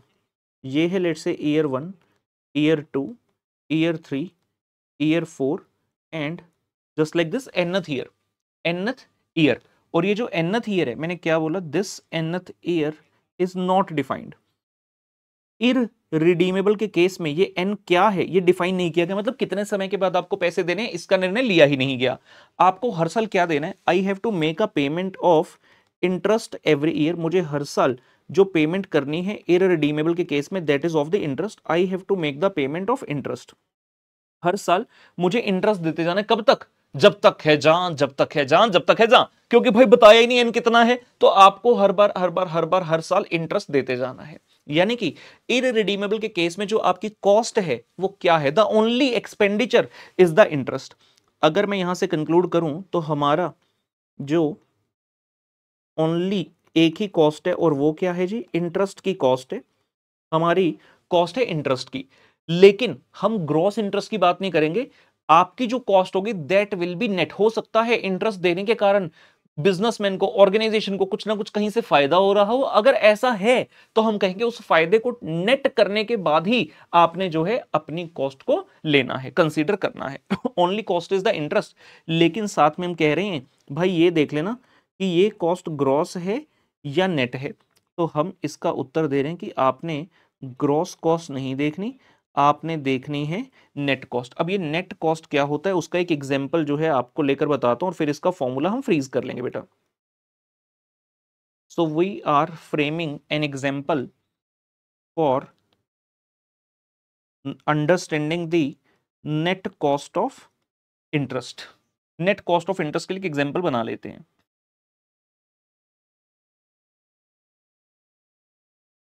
दो सिनेरियो हैं,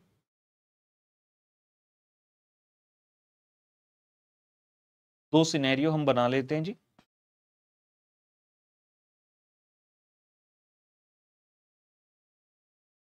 P and L account case A, P and L account case B. मैंने कहा जी समझने के लिए एक छोटा एग्जांपल, मैंने कहा भाई हमारा जो जीपी है ना वो 1000 है, हमारे बिजनेस का जो रिलेटेड खर्चा है वो है 200 रुपए का, तो आपका 1000 में से एक ही खर्चा है, 1000 में से 200 के कितना बच गया, 800 रुपए का प्रॉफिट बच गया। लेकिन सरकार कहती है रुको रुको टैक्स दे जाओ, और लेट्स एज्यूम कि जो टैक्स रेट है 40% है, आपका 1000 में से 200 के कितना हो गया 800, इस 800 के ऊपर 40% का मैंने टैक्स लगाया, तो ये आ गया जी 320, और हमारा यहां पर आ गया जी नेट प्रॉफिट कितना, 480 रुपए का। हमारा नेट प्रॉफिट आ गया पुत्र 480 रुपए का। ये हो गया सिनेरियो 1। सिनेरियो 2 केस बी में मैं क्या कह रहा हूं, सब कुछ सेम है। हमने कहा भाई ये हमारा लाइन थोड़ा टेढ़ा हो गया जी, क्षमा चाहेंगे, सीधा लाइन, बच्चों की लाइन बहुत सीधी लगती है इस एज में, मजाल है टेढ़ी हो जाए। बाय जीपी 1000, 1000 रुपए का हो गया जी gross profit. Same to same आपका एक्सपेंस है 200 रुपए, लेकिन हम कह रहे हैं सिचुएशन बी में ना कंपनी ने क्या किया, अपना फाइनेंसिंग अरेंज करने के लिए ना लोन उठा लिया, या डेट जो डेट होल्डर है वहां से पैसा उठा लिया, डिबेंचर दे दिया उनको या बॉन्ड दे दिया। तो इस सिचुएशन में आपका एक और कॉस्ट आ रहा है जिसका नाम है इंटरेस्ट, जो हमने अभी अभी ऊपर मेंशन किया कि अगर आपने डेट के तौर पर पैसा इशू किया है, तो अगर आपने डेट इशू किया और पैसा रेज किया तो इंटरेस्ट नाम की भी कॉस्ट होगी। Let's assume this interest is 100 रुपी, और बाकी कुछ नहीं है। अब आपका प्रॉफिट कितना रहेगा, 1000 क्रेडिट साइड पर, डेबिट साइड पर 200 और 100 यानी कि 300, 1000 में से 300 के कितना रहेगा जी 700। इस 700 के ऊपर टैक्स रेट तो चल रहा है कितना 40%। आपने कहा भाई 700 रुपए का 40% यानी कि कितना हो गया 280, और आपका बैलेंसिंग फिगर आ गया नेट प्रॉफिट 2 2 4 580 चले गए, तो कितने रुपए का नेट प्रॉफिट रह गया आपका 420 रुपए का पुत्र नेट प्रॉफिट रह गया। जस्ट अ सेकेंड, या ये लीजिए, ये आपका प्रॉफिट आ रहा है। अब हमने जो एक नया एक्सपेंडिचर डाला वो कितने रुपए का डाला था, हमने डाला जी 100 रुपए का, लेकिन जब मैं कंपेयर करता हूं 480 को 20 से, ये क्या मेरा जो नेट प्रॉफिट है वो सिर्फ कम हुआ है 60 रुपए से। ये कैसे पॉसिबल हुआ, नेट प्रॉफिट सिर्फ 60 रुपए से कम हुआ, जबकि हमने यहां पर क्या किया, एक एक्स्ट्रा एक्सपेंडिचर डाला 100 रुपए का। हमने जो 100 रुपए डाले हैं ये क्या है, this is the extra expenditure on the debit side, लेकिन इसको डेबिट करने से मेरा प्रॉफिट होना चाहिए था 100 रुपए से कम, लेकिन प्रॉफिट तो वो 60 रुपए से कम। अगर मैं एक्सपेंडिचर पे एक्सपेंडिचर मैच करूं, आइटम पे आइटम मैच करूं, सो आई सी ये 200 का 200 ही है, यहां तो कोई चेंज नहीं है, नो चेंज। लेकिन जब मैं देखता हूं टैक्स को तो ये 320 से 280 रुपए हो गया, मींस मुझे 40 रुपए की सेविंग यहां से मिल रही है। मेरा टैक्स का एक्सपेंस 40 रुपए से कम हो गया, समझे, जिसकी वजह से नेट प्रॉफिट कितने से कम हो 60 से। मेरा एक्स्ट्रा खर्चा 100 रुपए का, मेरी एक्स्ट्रा सेविंग कितने रुपए की होगी जी 40 रुपए की। तो यहां से फॉर्मूला बनाने की जो है एक बार कोशिश करते हैं। सो आई विल से कि भाई जो मेरी नेट कॉस्ट है that will B gross cost minus saving if any. मैंने देखा भाई मेरा जो ग्रॉस कॉस्ट है वो 100 रुपए का है, ग्रॉस कॉस्ट का मतलब जो हमने इंटरेस्ट डाला, मैं यहां पर ब्रैकेट में लिख दूं, आपने जो इंटरेस्ट डाला वो 100 रुपए का है, लेकिन सेविंग होगी 40 रुपए की, कहां पर, टैक्स में। और ये 100 रुपए की सेविंग कैसे आई, मैं इसे ऐसे लिख सकता हूं, आई विल से 100 रुपए तो ये तो ग्रॉस ही है, ये 40 कैसे आया, आपने टैक्स दिया 40% किस पर, इंटरेस्ट पर। आपका जो टैक्स रेट है 40% on the amount of interest, interest है 100 रुपए का, तो इस तरह से बना। अब मैं क्या कह सकता हूं 100 माइनस 100 इंटू 0.40, सिंप्लीफाई करने के लिए, मैथमेटिक्स तो जानते ही हैं, मैं यहां से 100 को ले लेता हूं कॉमन, ये बच गया जी 1 इंटू 1 माइनस 0.4। अब यहां से अगर मैं देखना चाहूं ये जो 100 है ये क्या था, 100 was the amount of interest, 100 was the amount of interest, और ये क्या है जी अंदर 1 माइनस 0.4 क्या है, टैक्स रेट। तो ये आपका नेट कॉस्ट ऑफ इंटरेस्ट बनता है। हमने थोड़ी देर पहले ही कहा इररिडीमेबल के केस में आपका ओनली एक्सपेंडिचर क्या है, ओनली कॉस्ट क्या है, इंटरेस्ट, लेकिन वो इंटरेस्ट हमें ग्रॉस नहीं, हमें नेट लेने, और नेट का मतलब होता है आई इंटू 1 माइनस टी। बहुत सारे बच्चे ना रट्टा मारकर चलते हैं आई इंटू 1 माइनस टी, आई इंटू 1 माइनस टी, और हद से इतना सीख जाते हैं, कहते हैं इंटरेस्ट के ऊपर ना टैक्स सेविंग होती है, सुनी सुनाई बात है। लेकिन आपको एक्चुअल में यहां पर मैंने दिखाया कि अगर हम इंटरेस्ट देते हैं, मेरे तो पी एंड एल में डेबिट हो गया, लेकिन उसके कारण मेरा टैक्स कम हो जाता है, और एग्जैक्ट उतना कम होता है जितना उस इंटरेस्ट के ऊपर टैक्स रेट होता है। तो फॉर्मूला हमारा जो बनता है नेट कॉस्ट का, that is interest into 1 minus tax rate. अब हम सीखने के लिए तैयार हैं कॉस्ट ऑफ डेट का फॉर्मूला। फॉर्मूला क्या रहेगा जी, आइए देखते हैं। हम कह रहे हैं कॉस्ट ऑफ डेट निकालना है। मैंने कहा था कॉस्ट ऑफ डेट को कैसे दर्शाएंगे, केडी से। केडी से हम दर्शाएंगे, केडी से चल जा भाई, की हो गया काके, KD is equal to, cost of debt is equal to, formula रहेगा I into one minus T. ये क्या है भाई, जो कॉस्ट है, I into one minus T divide by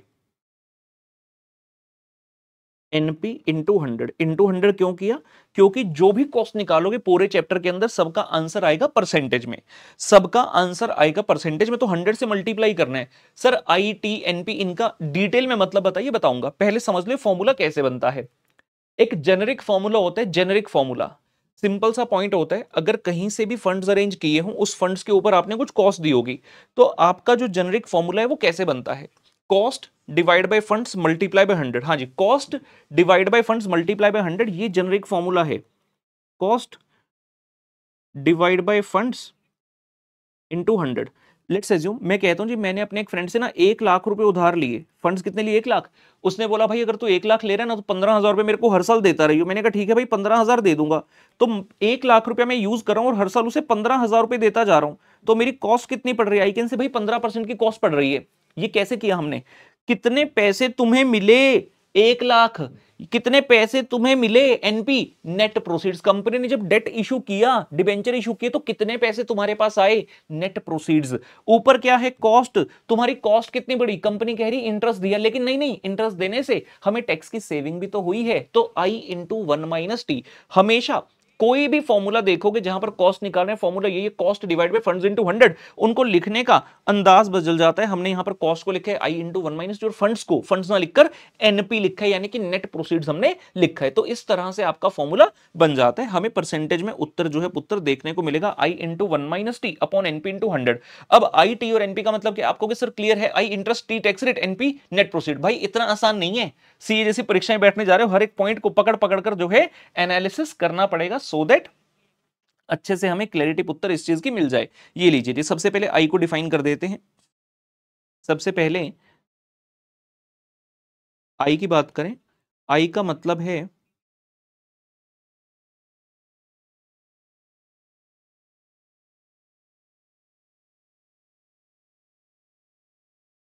interest पर डिबेंचर।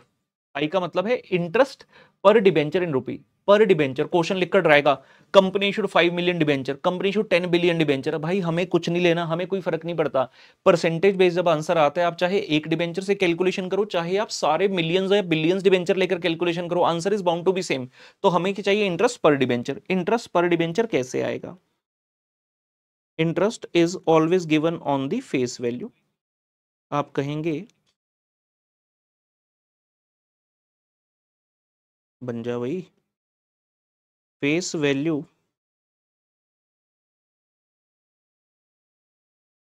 पर डिबेंचर मल्टीप्लाई बाय जो भी आपका इंटरेस्ट रेट रहेगा, face value per debenture multiply by interest in percentage. Interest को एक और नाम से जाना जाता है, interest is also called as coupon rate. Exam में लिखा आ जाए तो घबराना नहीं है, इंटरेस्ट को कूपन रेट भी कहा जाता है। फेस वैल्यू पर डिबेंचर हमने लिखा, face value per debenture.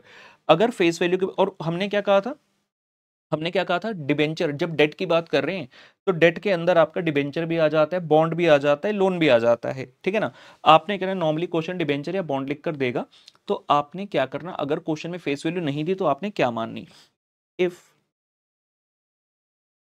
Face value not given, तो आपने क्या मानना,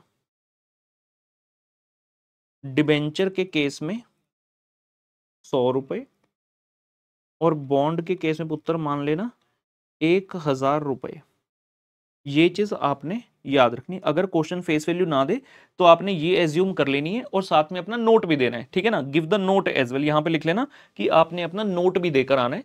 notes assumption as the question has not given us the face value, so we have assumed the face value of this debenture to be 100। और अगर bond होगा तो उसकी 1,000 रुपए आपने मान लेनी। बच्चा कहेगा सर लोन की कितनी मानेगा, लोन की कोई फेस वैल्यू नहीं होती, लोन की कोई फेस वैल्यू नहीं होती। ये हो गया जी आई, ये आई हमने पढ़ लिया। अब आ रहे हैं जी टी पर। टी का मतलब क्या है,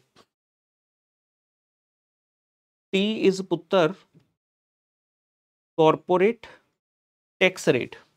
कॉर्पोरेट टैक्स रेट, टी का मतलब क्या, टैक्स रेट, लेकिन किसका, कॉर्पोरेट का क्वेश्चन डराने के लिए, घबराहट पैदा करने के लिए कह देगा डिबेंचर होल्डर का टैक्स रेट, शेयर होल्डर का टैक्स रेट। तो हमें पर्सनल टैक्स रेट नहीं चाहिए, पर्सनल टैक्स रेट नहीं चाहिए। एक जगह पर चाहिए होगा, वहां पर मैं बिल्कुल बताऊंगा बकायदा कि भाई यहां पर ना कंपनी के टैक्स रेट की बात नहीं हो रही, यहां पर इन्वेस्टर के टैक्स रेट की बात हो रही है। यहां पर किसकी है? Corporate tax rate. और सोचना कितना आसान है, मैंने शुरुआत में ही जब हम सब्जेक्ट का बेसिक पढ़ रहे थे आपको क्या बताया, that we are doing the subject from the corporate view point, organisation view point, not from the investor. तो जो भी चीजें सोचनी है वो कंपनी के व्यू से ही सोचनी है आपने। और अंतिम आता है जी, अंतिम भाग पर आते हैं जहां पर हम बात करेंगे एनपी की, कि एनपी का मतलब क्या है। NP means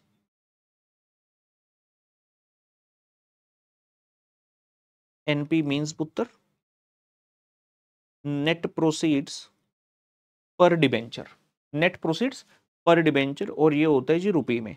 corporate tax rate होता है परसेंटेज में, और इंटरेस्ट क्या मैंने लिख दिया था ब्रैकेट में, रुपये, इंटरेस्ट रुपये में है, टैक्स है परसेंटेज पर, NP net proceeds per debenture. अब देखोगे मैंने यहां पर भी इंटरेस्ट में क्या लिखा, पर डिबेंचर। अगर आपका न्यूमरेटर पर डिबेंचर है तो ऑब्वियसली डिनोमिनेटर भी आपका पर डिबेंचर रहेगा। नेट प्रोसीड्स कैसे निकालना है, मैंने आपको कहा कि ये आज है, ये आज है, हमने आज डिबेंचर इशू किए, और मैंने लिखा साथ में यहां क्या, पैसा आ गया।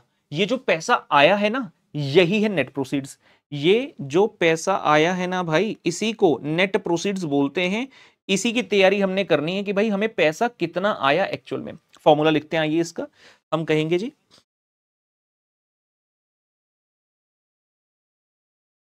फेस वैल्यू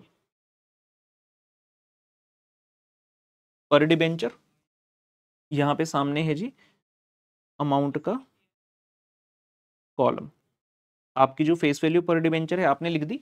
आपने, हो सकता है आपकी कंपनी का नाम बहुत बढ़िया चल रहा है, बड़ी अच्छी गुडविल बना रखी है आपने, तो जैसे ही आपने कहा कि भाई हम ना डिबेंचर इशू करेंगे, लोग लाइन लगाकर खड़े हो गए, कहते हमें दो हमें दो हमें दो, हम चाहते हैं तुम्हारे डिबेंचर। मतलब 100 रुपए की चीज थी, मैंने कहा अच्छा इतनी डिमांड है, मैंने कहा पब्लिक को भाई सॉरी 120 का दूंगा। लोग कहते कोई दिक्कत नहीं दो, यानी कि मैं 100 वाली चीज के ज्यादा पैसे ले रहा हूं, 120 रुपए ले रहा हूं, मतलब मैं प्रीमियम पर इशू कर रहा हूं। तो मुझे पैसे कितने आए, चाहे फेस वैल्यू 100 रुपए है, लेकिन मुझे पैसा कितना है, ज्यादा आया। तो हम कहेंगे प्लस कर दीजिए, if there is any other premium on issue. हो सकता है आपकी कंपनी की गुडविल नेगेटिव टाइप की चल रही है, मार्केट अपने का 100 रुपए का डिबेंचर इशू कर रहे हैं, लोग कहते हैं यार क्या कर रहे हो, तुम्हारी कंपनी का नाम नहीं कुछ नहीं, हम कहां से ले लें तुम्हारे डिबेंचर। आपने कहा अच्छा 90 का ले लो प्लीज, कहते हाँ हाँ ठीक है, तेरे 100 रुपए की फेस वैल्यू, लेकिन हम 90 का लेने के लिए तैयार हैं। इनकी इंप्लीकेशन क्या होती है कंपनी के ऊपर, वो थोड़ी देर में प्रैक्टिकल क्वेश्चन स्टार्ट करूंगा, जहां हम कई सारे कॉन्सेप्ट क्वेश्चंस करेंगे, तो वहां पर इसकी इंप्लीकेशन देखेंगे। प्रीमियम ऑन इशू है तो प्लस कर देना, डिस्काउंट ऑन इशू है तो माइनस कर देना, डिस्काउंट ऑन इशू तो माइनस कर देना। मेरा 100 रुपए का डिबेंचर था, प्रीमियम है तो प्लस कर दिया, डिस्काउंट है तो माइनस कर दिया। ऐसा करते हुए मैं कहां तक पहुंचता हूं, यहां तक करते हुए हम कहते हैं जी हमारी वैल्यू आ गई इशू प्राइस पर डिबेंचर, कि मैंने फाइनली इतने रुपए का डिबेंचर इशू कर दिया। इशू कर दिया मतलब एक तरह से लग रहा है कि हाँ इतने पैसे मेरे पास आ गए, लेकिन हमने वर्ड क्या रखा है, नेट, नेट प्रोसीड्स। नेट कितना आया तुम्हारे हाथ में, बच्चे कहेंगे सर आ तो गया नेट, नहीं। जब तुम डिबेंचर का इशू कर रहे हो, डिबेंचर का इनफेक्ट किसी भी चीज का, किसी भी सिक्योरिटी का इशू कर रहे हो, तो इतनी सारी एजेंसीज, इतने सारे मार्केट इंटरमीडिएट्स इन्वॉल्व होते हैं, हर एक का अपना अपना परसेंटेज होता है, हर एक का अपना अपना चार्ज होता है, जो कि आपसे पैसा लेते हैं। जैसे कि मान लीजिए आपने जब डेट इशू किया, आपने अखबार में इश्तिहार निकाला, एडवर्टीजमेंट निकाली, तो खर्चा हुआ होगा ना। ये खर्चा क्यों हुआ, क्योंकि डिबेंचर को इशू कर रहा हूं। मान लो मैंने डिबेंचर इशू करके 5 करोड़ रुपए लिए, और अखबार में जो एडवर्टीजमेंट दी 10 लाख रुपए खर्च हो गए, तो यार 5 करोड़ आया, 10 लाख उसी चीज का तो मैंने 10 लाख एडवर्टीजमेंट के नाम पर दे दिया ना, तो मुझे कितना बचा, 4 crore 90 lakh. That is called as the net proceed. मैं कहता हूं मुझे टेंशन हो रही थी कि पता नहीं लोग मेरे डिबेंचर लेंगे या नहीं लेंगे, तो मैंने कहा अंडर राइटर की सर्विस ले लेता हूं। बच्चे कहते हैं अंडरटेकर, अंडरटेकर नहीं पुत्र, अंडर राइटर। मैंने अंडर राइटर की सर्विस ले ली। मैंने कहा भाई अगर पब्लिक ने ना लिए तो क्या करेंगे, कहता टेंशन मतलब boss I am there to see, जितना पब्लिक नहीं लेगी उतना मैं लेगा। मतलब अंडर राइटर कह रहा है कि तुम्हारे अगर डिबेंचर लोगों ने ना लिए तो वो लेने के लिए तैयार बैठा है। अब अंडर राइटर से क्यों कर रहा है, अंडर राइटर कोई समाज सेवा तो कर नहीं रहा भाई, वो अपना एक कमीशन लेगा मुझसे कि भाई ये सर्विस देने के लिए, क्योंकि मैं रिस्क ले रहा हूं तेरे बिहाफ पर, तो मैं तुझसे कमीशन लूंगा। वो जो कमीशन होती है वो भी किस में से जाएगी, मेरी परसेंटेज बेस होती है आपके इशू प्राइस के ऊपर। तो जितना भी रुपया आपका आपने डिबेंचर इशू किए, उसमें से माइनस होगा something called cost of issue, जिसको फ्लोटेशन कॉस्ट भी कहा जाता है। ये लीजिए जी, माइनस कॉस्ट ऑफ इशू जिसको फ्लोटेशन कॉस्ट भी कहा जाता है। और जब आप इसको माइनस कर देते हैं तब जाकर बेटा आपके सामने आती है फाइनल चीज, जिसको बोला जाता है नेट प्रोसीड्स पर डिबेंचर। इसको बोला जाता है नेट प्रोसीड्स पर डिबेंचर, और ये फाइनल वैल्यू आपकी आ जाती है। तो इस तरह से जो है चीजें चलती हैं। यहां तक नोट कीजिए, फिर आगे क्वेश्चन स्टार्ट करते हैं।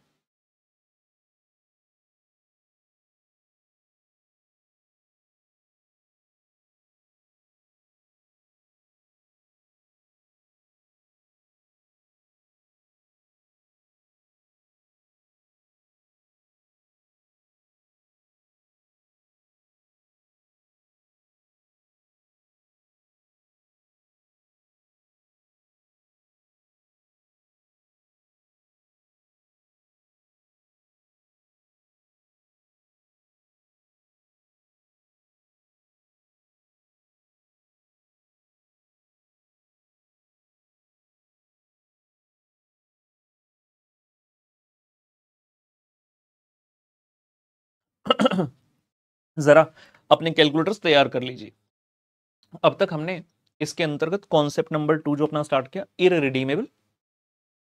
मैं फिर से बता दूं कि हमने इररिडीमेबल के बारे में क्या क्या सीख लिया। इररिडीमेबल में हमने ये सीख लिया कि भाई only the cost is the interest, जिसके अंदर हमने कहा कि भाई ग्रॉस कॉस्ट नहीं है, नेट कॉस्ट लेनी है, मतलब I into one minus T करते हुए लेनी है। I into one minus T divide by NP into 100 करेंगे तो हमारा केडी का फॉर्मूला बन जाएगा, और फॉर्मूले का लॉजिक क्या है वो भी मैंने आपको बता दिया। अब हम क्वेश्चन स्टार्ट करने वाले हैं। जब एक फुल फ्लेज क्वेश्चन पर जाएंगे, उस क्वेश्चन पर जाने से पहले हमारी तैयारी ऐसी होनी चाहिए कि उस क्वेश्चन को देखकर कॉन्फिडेंसली हम जो है अटेम्प्ट कर सकें। तो मुझे ये जो कॉन्सेप्ट पे भी बताया, इसको स्ट्रॉन्ग कराने के लिए कई सारे कॉन्सेप्ट क्वेश्चंस करवाने हैं। पहले मैं वो क्वेश्चंस क्लास में ही नोट करवा देता था, लेकिन अब मैंने उन क्वेश्चंस को कि क्लास में हम अपना समय बचा सकें, बुक के अंदर इनकॉर्पोरेट किया है। तो मैं आपको बुक दिखाता जाऊंगा और आप जो है वहां से क्वेश्चन देखते जाएंगे और फिर हम सॉल्व करेंगे। फिर से बता दूं, अगर अब तक किताब आपके पास नहीं पहुंचे, क्योंकि ऑब्वियसली किताब पहुंचने में समय लगता है, तो जब तक किताब आपके पास नहीं पहुंची है, ऐसा नहीं कि आप बुक देख नहीं सकते। गूगल ड्राइव पर जिन बच्चों ने भी क्लास ली है, चैप्टर नंबर 1 जो है अपलोड कर दिया गया है। अब वहां से उसको डाउनलोड कर लीजिए, ठीक है। और बेस्ट है अगर प्रिंट आउट निकाल सके, अगर प्रिंट आउट नहीं निकाल सकते तो एटलीस्ट अपने फोन में, लैपटॉप वगैरह में कहीं पर उस पीडीएफ को ओपन कर लीजिए, वहां से क्वेश्चन आपने रेफर कर लेना है। जब हम क्वेश्चन सॉल्व करेंगे, हमने फॉर्मूला देखा I into one minus T divide by NP into 100। कई बार ना क्वेश्चन देखकर बेलगाम से हो जाते हैं, जैसे बेलगाम घोड़ा होता है, कॉन्ट्रैक्ट एक्ट में सिखाते हैं ना, it is like unruly horse. Unruly horse कौन सा एग्रीमेंट होता है, it doesn't know where it wants to गो।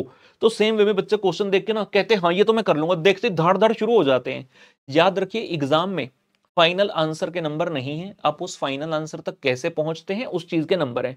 बच्चे कई बार बोलते हैं ये पता नहीं रैंक होल्डर लोग क्या करते हैं, किस चक्की का आटा खाते हैं। भाई किसी चक्की का डिफरेंट का आटा नहीं खाते, उनका चीजों को अप्रोच करने का नजरिया जो है वो काफी डिफरेंट होता है। अब मैं आपके सामने बैठा हूं, इतनी बार रैंक लिया है, रैंक 1 तक गया, 5 टाइम्स रैंक है, तो ऐसा क्या करते थे हम, किस बिना पर जो है इंस्टीट्यूट बार बार हमें रैंक से नवाज रहा है, ऐसा क्या किया हमने। तो उसी तरह से अब स्टार्ट होने वाला है, स्टार्ट कर रहे हैं क्वेश्चन। एंड इवन जितना अब तक भी कि आपको उसमें ग्लिम्स एक नजर आ रहा होगा कि चीजों को करने का तरीका क्या है। क्वेश्चन 1 जब करेंगे, फॉर्मूला में है I into one minus T upon NP. Question पढ़ने के साथ ही फॉर्मूला नहीं लगाना, सबसे पहले आई ढूंढना है, आई लिखना है, टी ढूंढना है, टी लिखना है, एनपी ढूंढना है, एनपी लिखना है। तीनों चीजें लिखने के बाद फॉर्मूला लगाएंगे और अपने उत्तर तक पहुंचेंगे। जब इस तरह से स्टेप वाइज करेंगे सॉल्व, तभी हमें जो है नंबर मिलेंगे। साथ में कैलकुलेटर अपने साथ रख लो अभी, क्योंकि क्वेश्चंस हो रहे हैं स्टार्ट। चलो भाई, जय माता दी का नाम लेंदे हुए आप क्वेश्चंस से चलते हैं। कॉन्सेप्ट नंबर 2 से संबंधित क्वेश्चंस हमारे होते हुए स्टार्ट। ये लीजिए जी, ब्लेसिंग वाली किताब निकाल लेंगे। ओहो हाँ जी, ब्लेसिंग वाली किताब निकाल लेंगे, कॉस्ट ऑफ कैपिटल। ठीक है जी, यहां आपका लिखा है कॉस्ट ऑफ कैपिटल। गुरु मंत्र, गुरु मंत्र, ये वाले प्रश्न वो हैं जो कि हम क्लास के अंतर्गत उत्तर करने वाले हैं। क्वेश्चन नंबर 1 हमारे सामने आता हुआ, मैंने इनकी महत्वता बताई थी, जो साथ में कुछ कुछ चीजें लिखी हैं। ये कौन से कॉन्सेप्ट से हमारे, कॉन्सेप्ट नंबर 2 का ये प्रश्न है। ऑब्वियसली पहला डे है, अभी पहला डे है, चैप्टर नया नया है, तो आपका पहला ही रजिस्टर चल रहा होगा, रजिस्टर नंबर 1। और मैंने कहा था रजिस्टर के अंदर स्टार्टिंग से एंड तक पूरी पेज नंबरिंग कर लेना। उस रजिस्टर में आपका पेज नंबर कौन सा है वो भी यहां पर आप लिख लीजिए। इसकी हेल्प कब मिलेगी, जब इतने सारे क्वेश्चन हम कर लेंगे, इतने सारे क्वेश्चन हम कर लेंगे, इतने सारे क्वेश्चन हम कर लेंगे। कितने सारे क्वेश्चन कर लेंगे भाई, इस चैप्टर के अंदर कुल मिलाकर 54 क्वेश्चंस है। 54 क्वेश्चन है, एग्जाम वाले डे पर मान लो इस 54 में से आपको कोई 5 देखने हैं, ठीक है। अब वो 5 जो देखने हैं आप यहां पर मार्क कर लोगे, कैसे, यहां पर एक मैंने बनाकर दिया है, इसका मतलब क्या है जी, this is the star rating. जो भी क्वेश्चन हमें लगेगा ज्यादा मुश्किल है उसको हम स्टार रेटिंग दे देंगे, और कई बार क्या होगा कि मुझे नहीं लगेगा लेकिन आपको लगेगा, तो हर बच्चा अपने हिसाब से स्टार रेटिंग दे सकता है। स्टार रेटिंग यहां पर मैं भी डालकर दे सकता था, लेकिन हो सकता है जो मुझे मुश्किल लगे वो किसी और को मुश्किल ना लगे, तो ये सेल्फ एनालिसिस के लिए छोड़ा गया। आप यहां पर 5 स्टार डालकर दे लेना। मान लो इस 54 में से आपने कोई भी 5 क्वेश्चन पर स्टार डाल दिया, आपको एग्जाम वाले डे पर वो क्वेश्चन देखने हैं, आपके रजिस्टर के अंदर 150 पेज भर गए कॉस्ट ऑफ कैपिटल के, तो आप उस 150 पेज में से कहां पर ढूंढोगे ये वाला प्रश्न? उसके लिए मैंने आपको दिया है ये वाली सारी चीजें कि आप साथ साथ, जैसे फॉर एग्जांपल ये 49 नंबर क्वेश्चन है, रजिस्टर नंबर 1 है, और आपने इसको रेटिंग दे दीजिए 5 स्टार। अब आपको एग्जाम वाले डे पे ये पता है कि ये वाला क्वेश्चन देखकर जाना है, लेकिन ढूंढोगे कहां? इतना बड़ा रजिस्टर है, उस डे पर हमारे पास एक एक सेकंड कीमती होता है, तो हमने अगर यहां पर पेज नंबर लिखा होगा, हम सीधा वो वाले पेज पर जाएंगे और ये वाला आंसर हमें मिल जाएगा।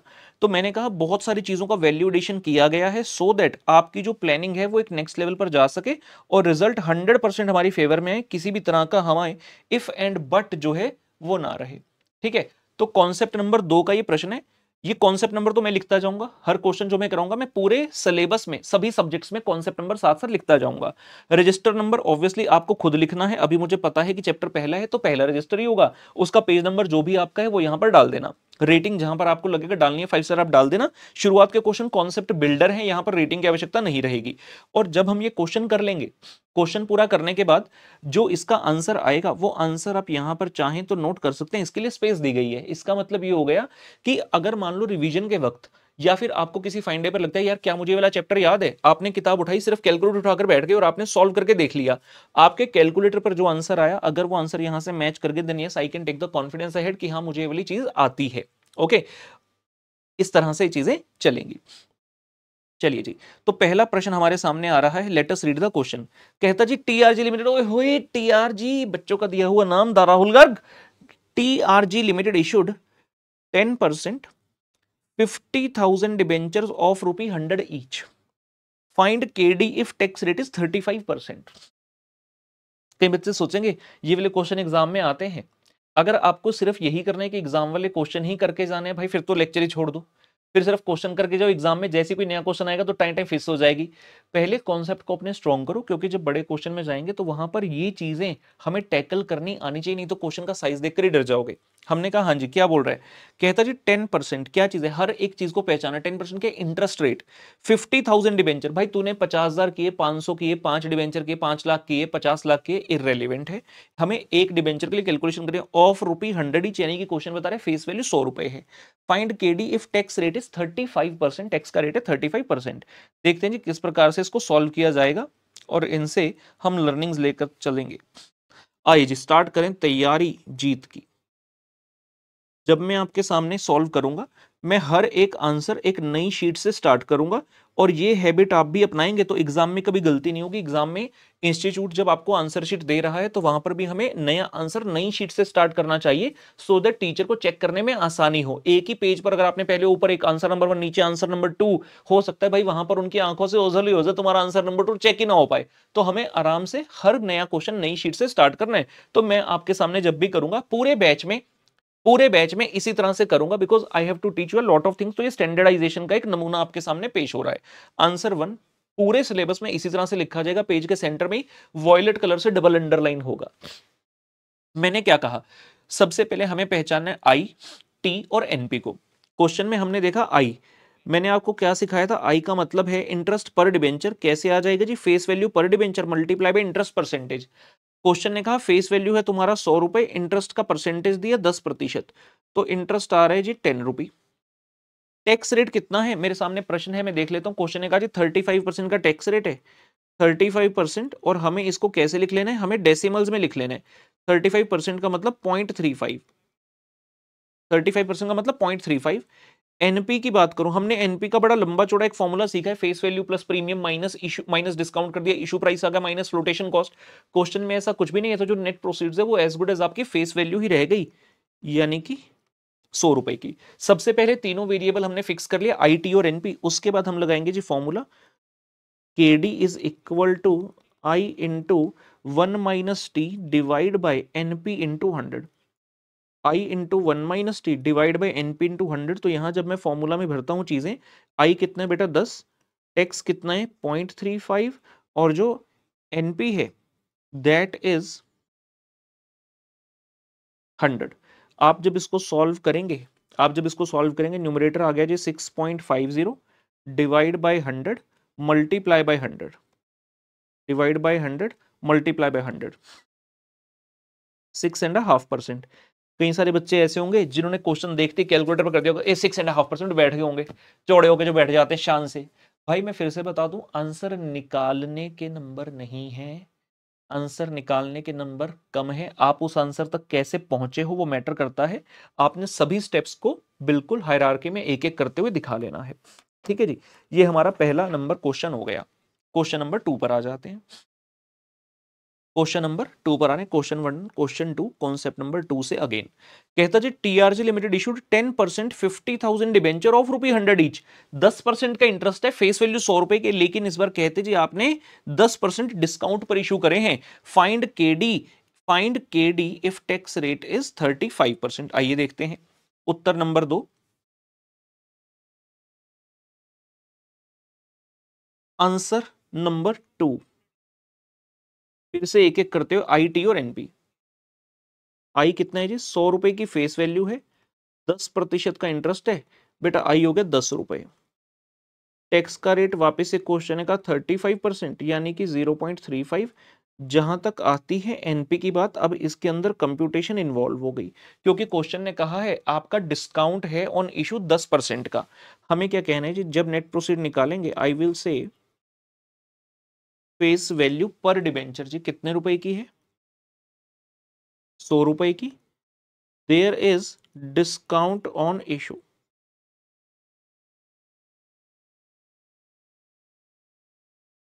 कितना है 10%, ऐसे लिखते हैं 10% है। 100 रुपए के ऊपर आप लगाएंगे 10%, ये हमेशा फेस वैल्यू के ऊपर ही होगा। 100 रुपए का 10% लगाया बेटा, कितना आ गया 10 रुपए। 100 रुपए में से 10 रुपए माइनस कर दीजिए, हमारे पास आ गया 90 रुपए। तो ये आपका बना net proceeds, 90 rupees the net proceeds.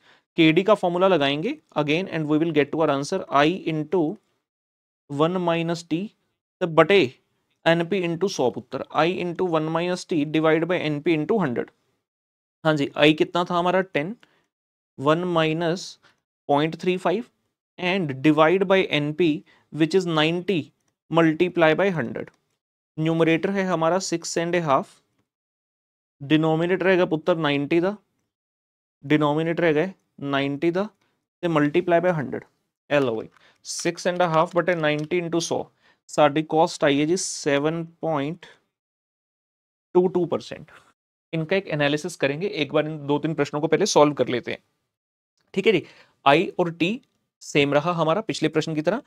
अब ये भी बड़ा जरूरी है समझना, कई बार बच्चे गलती इसमें कर देते हैं, कहते हैं यार हमारा जो नेट प्रोसीड है वो 90 रुपए है, हम इंटरेस्ट निकाल रहे हैं 100 के ऊपर। Interest is always computed on the face value.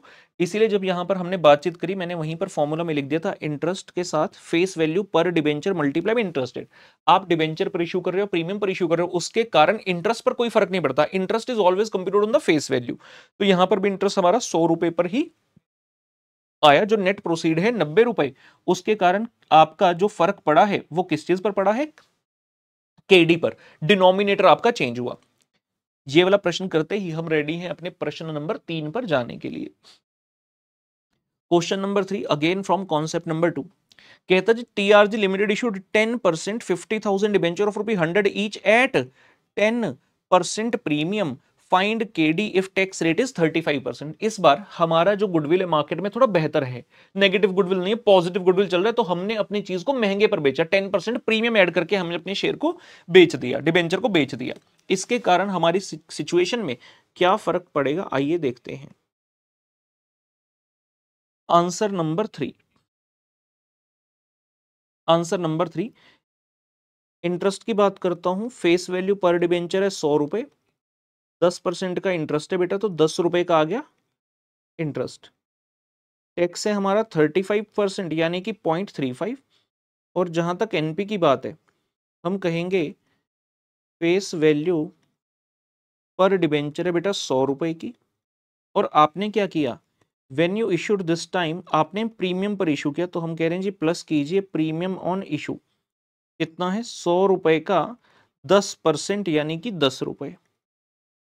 Premium on issue add कर दिया तो हमारे सामने जो नेट प्रोसीड आ गया that is 110 rupee. Net proceeds आ गया जी 110 रुपए का। अब फॉर्मूला लगा देते हैं, K D is equal to I into 1 - T divide by NP into 100, I into 1 - T divide by NP into 100। हमारा आई है 10 का, टैक्स रेट है जी 0.35 divide by NP, net proceed कितना निकाला हमने 110 रुपए का। इस बार मेरे पास 110 रुपए आए हैं, multiply by 100, 6.50 divide by 110 multiply by 100 पुत्र। कैलकुलेटर ते आप कर लिए 6.5 बटे 110 into 100, this is coming as 5.91%। आपका कैलकुलेटर पर वैल्यू शो करेगा 5.909। हमें 2 डेसिमल प्लेस तक रुक जाना है, तो 5.91% यहां का उत्तर बेटा आ जाएगा आपका 5.91%। सेम क्वेश्चन, एक प्रश्न के अंदर जो इंफॉर्मेशन थी हमने उसको 3 बार सॉल्व किया डिफरेंट डिफरेंट सिचुएशन लेके। जरा एक बार एनालिसिस करते हैं। जब हमने क्लास में ये किया तो पहले क्वेश्चन में क्या किया, क्वेश्चन नंबर 1 में एट पार था, दूसरे वाले प्रश्न में हमने इशू किया डिस्काउंट पर, और तीसरे वाले क्वेश्चन में हमने इशू किया प्रीमियम पर। फर्क क्या पड़ा, पहले वाले में एट पार, दूसरे में डिस्काउंट, तीसरे में प्रीमियम। इंटरेस्ट रेट सेम रहा, फेस वैल्यू सेम रही। अगर आप इसके आंसर पर जाओ, आप देखोगे न्यूमरेटर, न्यूमरेटर देखो सिर्फ, पहले वाले क्वेश्चन में 6.5, सेकंड वाले क्वेश्चन में 6.5, और तीसरे वाले क्वेश्चन में भी 6.5। तीनों में हमारा जो इंटरेस्ट है वो नेट कॉस्ट कितनी पड़ रही है 6.5 रुपए की पर डिबेंचर। लेकिन ये चक्कर क्या है कि हमारा तीनों जगह पर आंसर डिफरेंट आया। पहले वाले केस में 6.5, दूसरे में बढ़ गया 7.22, और तीसरे में कम हो गया 5.9 पर आया। तो कहानी इसकी ये है कि जब आपने 6.5 रुपए का फर्स्ट क्वेश्चन में, फर्स्ट सिचुएशन में आपकी जो नेट कॉस्ट आई 6.5 की, आपको उस समय कितना पैसा आया था 100 रुपए। यानी कि आपने जो 6.5 रुपए खर्च किए उसके बदले आपको 100 रुपए आए, तो आपका कॉस्ट है 6.5। सिचुएशन नंबर 2 में आपका खर्चा तो सेम ही हुआ 6.5, लेकिन आपको पैसे कितने आए थे, सिर्फ 90 रुपए। वेरी वेरी इंपॉर्टेंट, आपका कॉस्ट देख रहे हो तो सेम ही है 6.5 रुपए का इंटरेस्ट का कॉस्ट, लेकिन आपको पैसे कितने हैं 90। मुझे 90 आए, 90 के ऊपर भी मुझे 6.5 देना पड़ा, जबकि पिछली सिचुएशन में मुझे 100 आए थे, मुझे 100 के ऊपर 6.5 देना पड़ा।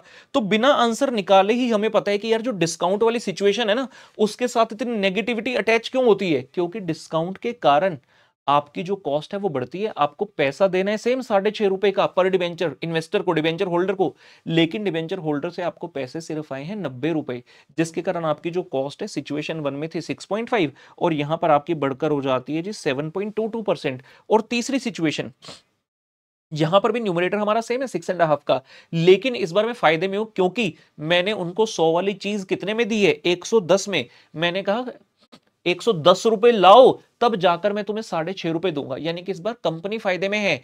पैसा लिया 110 और दे रहे हैं 6.5। फर्स्ट क्वेश्चन में कितना था 100 रुपए आए थे, 100 रुपए के ऊपर 6.5 दे रहा था, तो देखने से लग रहा है कि भाई पॉजिटिव सिचुएशन है, जिसके कारण आपका सिचुएशन 1 क्वेश्चन 1 में जो आंसर था 6.5 था, और यहां पर आपका आंसर हो गया पुत्र 5.91। तो प्रीमियम वाली सिचुएशन सबसे ज्यादा बेनिफिशियल जो है आपकी रहती है। जितना प्रीमियम ज्यादा होगा उतनी ही आपकी कॉस्ट कम आएगी। तो यहां से हमने पहले 3 क्वेश्चन से मेन लर्निंग ये है कि खाली जो आपका इंटरेस्ट इनटू 1 - टी है वो डिटरमिनिंग फैक्टर नहीं है आपकी कॉस्ट के लिए, वो तो तीनों सिचुएशन में सेम ही रहा 6.5, लेकिन फाइनल आंसर चेंज क्यों हुआ, क्योंकि आपको उसके बदले जो पैसे मिले, जिस पैसे पर आपने उस कॉस्ट को खर्च किया वो पैसे अलग थे, तो नेट प्रोसीड सब केस में अलग अलग थी पुत्र। ठीक है, इससे संबंधित हमारे पास और भी प्रश्न है टेस्टिंग के लिए। आइए जी हम आगे बढ़ रहे हैं प्रश्न नंबर 4 पर। ये क्वेश्चन भी हमारा कॉन्सेप्ट नंबर 2 से रहेगा। अच्छा, ये पता कैसे चल रहा है कि ये इस कॉन्सेप्ट का क्वेश्चन है? डेट है क्वेश्चन में, तीनों क्वेश्चन में देखो डिबेंचर डिबेंचर डिबेंचर था जो अभी तक की, और तीनों में क्या उसने बताया कि हमारे डिबेंचर कब रिडीम हो रहे हैं? नहीं बताया, कोई लाइफ नहीं बताई। तो बड़ा ही सिंपल है, जब क्वेश्चन हमें डेट का आ रहा है और हमें लाइफ नहीं बता रहा कितनी है, मतलब वो हर सिचुएशन कौन सी है, इररिडीमेबल डिबेंचर की है। ठीक है, चलिए क्वेश्चन के अंदर पुत्र Shikha limited, Shikha limited issued 10% 5 million debentures of ₹100 each at 10% discount. ठीक है, फ्लोटेशन कॉस्ट इज ₹3 पर डिबेंचर, यानी कि cost of issue find KD if there are no taxes. Question कह रहा है भाई टैक्स कोई नहीं है और इस पर आपने जो डिबेंचर इशू की वो डिस्काउंट पर इशू की है और फ्लोटेशन कॉस्ट है ₹3 की। क्वेश्चन कह रहा है जी 5 मिलियन डिबेंचर है। मैंने फिर से बता दूं, थोड़ी देर पहले भी कहा कि मिलियन बिलियन देखकर घबराना नहीं है, नंबर ऑफ डिबेंचर कितने हैं पुत्र एम मैटर ही नहीं करता हैगा। ਤਾਂ ਬਈ ਹੋ ਗਈ ਬੱਲੇ ਬੱਲੇ ਤੇ ਆਪਾਂ ਇਸ ਕੁਐਸਚਨ ਦਾ ਉੱਤਰ ਤੇ ਆ ਗਏ ਜੀ। ਆ ਲਓ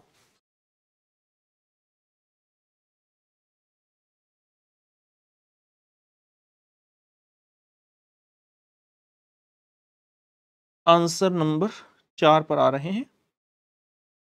सबसे पहले आई टी और एनपी को फ्रीज करेंगे, उसके बाद आगे बढ़ेंगे। हाँ जी, कहाँ हो आई। क्वेश्चन ने कहा भाई ₹100 का आपका जो है फेस वैल्यू है और 10% का कूपन रेट है, इंटरेस्ट है, तो I is equal to 100 into 10% पुत्र ₹10। क्वेश्चन ने कहा टैक्स भाई nil, assume there are no taxes, तो टैक्स में कुछ भी नहीं आएगा। जहां तक नेट प्रोसीड्स की बात है कैसे निकाल लेंगे। क्वेश्चन बोला भाई फेस वैल्यू पर डिबेंचर है आपकी ₹100, you issued the debentures at discount, so there will be minus discount on issue. कितना है 10%, किसके ऊपर लगाना है मैंने सिखाया हुआ है, फेस वैल्यू के ऊपर। तो ₹100 का 10% आपने लगाया, ये ₹10 यहां से माइनस हो गया, हमारे पास आ गया जी इशू प्राइस पर debenture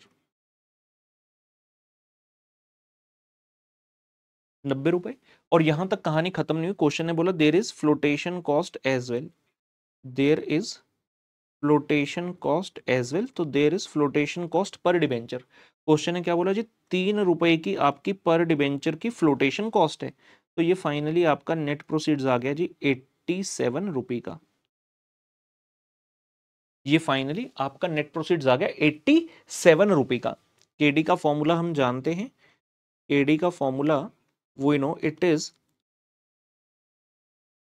I into 1 minus T divide by NP into 100, interest into 1 minus tax divide by NP into 100। आपका जो इंटरेस्ट रेट है वो है 10, टैक्स था हमारा इस सिचुएशन में 0 और आपका बेटा जो नेट प्रोसीड्स है दैट इज 87, तो 10 into 1 minus 0 divide by 87 into 100, 10 divide by 87%, 11.49, 11.49। हमारी कॉस्ट इतनी ज्यादा क्यों आई, क्योंकि कह दिया गया कि भाई कोई टैक्स नहीं है। देखने से वाह क्या मजा आ गया, टैक्स ही नहीं है, लेकिन उस टैक्स ना होने के कारण मेरी कॉस्ट कितनी बढ़ गई। पहले मेरी जो इफेक्टिव कॉस्ट होती थी टैक्स रेट माइनस हो जाता था, लेकिन यहां ज्यादा आपको क्यों दिख रही है एकदम से, क्योंकि जो टैक्स रेट है वो 0 है, मुझे टैक्स का बेनिफिट ही यहां पर नहीं मिल पाया। और अगर फ्लोटेशन कॉस्ट होगी उसकी ट्रीटमेंट क्या होगी, आपने इश्यू प्राइस तक पहुंचने के बाद फ्लोटेशन कॉस्ट को माइनस करने, तब जाकर आपके सामने आपकी पुत्र नेट प्रोसीड्स आ जानी है। ठीक है जी, हम इसके बाद चलते हैं प्रश्न नंबर 5 पर, again from concept number 2। Concept number 2 का अंतिम प्रश्न हमारे सामने आता हुआ क्वेश्चन कहता है जी RSA limited issued 10% 10,000 debenture of ₹100 each at 10% premium. ₹100 का डिबेंचर हमने 10% प्रीमियम पर इशू किया, फ्लोटेशन कॉस्ट है 10% की, find KD if tax rate is 40%। अगर टैक्स का रेट 40% है तो केडी निकालने के लिए कह रहा है। आइए देखते हैं इस सिचुएशन में किस तरह से हमें अप्रोच करना है।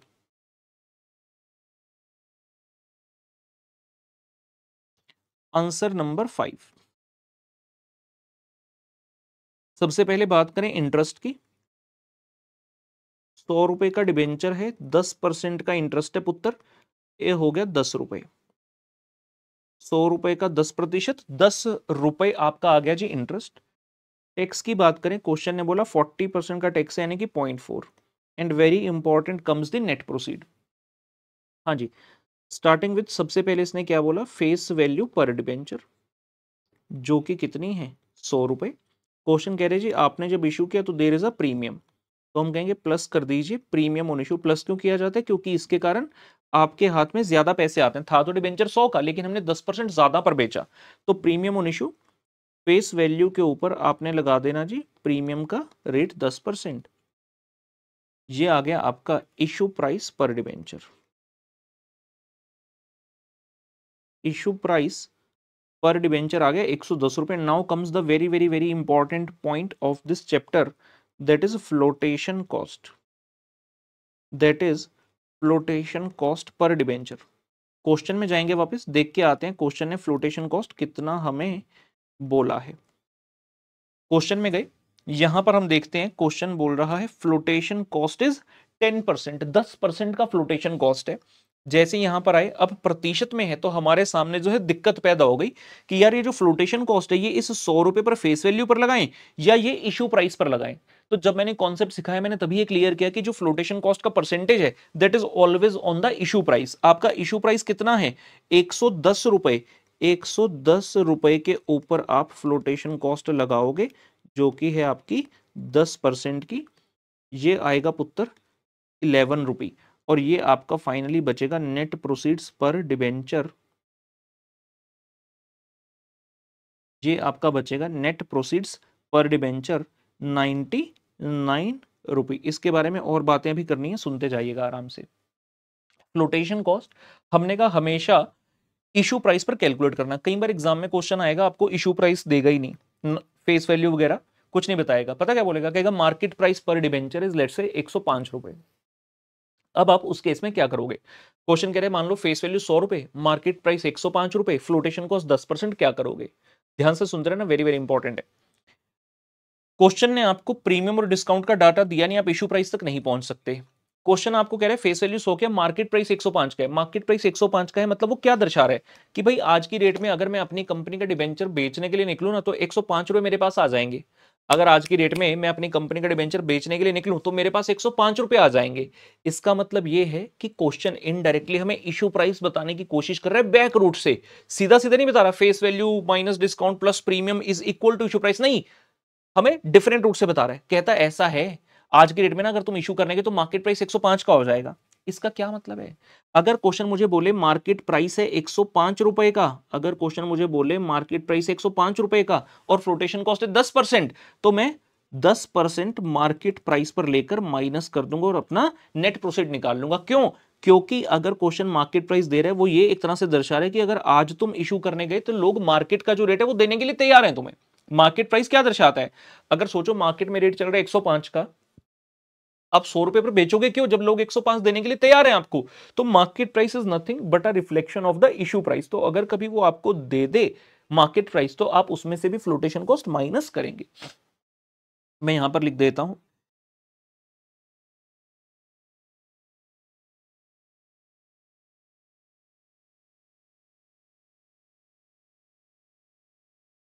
इंपॉर्टेंट पॉइंट,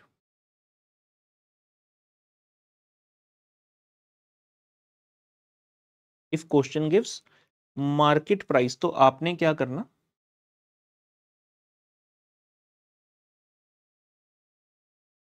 मार्केट प्राइस पर डिबेंचर में से फ्लोटेशन कॉस्ट को माइनस करना और ये आपके पास आ जाएगा नेट प्रोसीड्स पर डिबेंचर। ये देखिए मैं दिखा दूं क्या लिखा, अगर क्वेश्चन मार्केट प्राइस देगा तो मार्केट प्राइस पर डिबेंचर में से भी आपने फ्लोटेशन कॉस्ट माइनस करना and you will get your net proceeds per debenture. Very very important. Institute कई बार अपनी किताब में क्या करते हैं, मैं इसलिए बता दूं क्योंकि कई बार बच्चे सोचते हैं अरे सर ने बताया था इंस्टीट्यूट नहीं किया हो, तो भाई इंस्टीट्यूट कई बार गलत कर देता है। इंस्टीट्यूट गलतियों का पुतला है, तो इंस्टीट्यूट कई बार अपने मटेरियल में आरटीपीएस में सजेस्टेड आंसर में गलती कर देता है। आपने वो गलती नहीं करनी।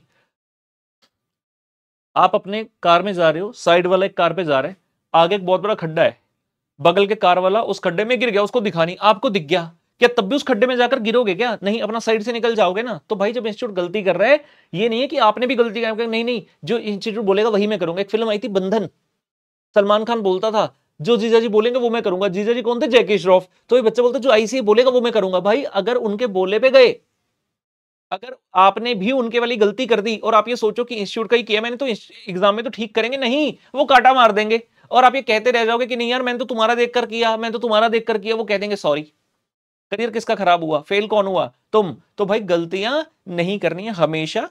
फ्लोटेशन कॉस्ट जो है वो आपने इशू प्राइस पर निकालना है, कभी भी फेस वैल्यू पर नहीं निकालना। चलिए फॉर्मूला लिखते हैं, KD is equal to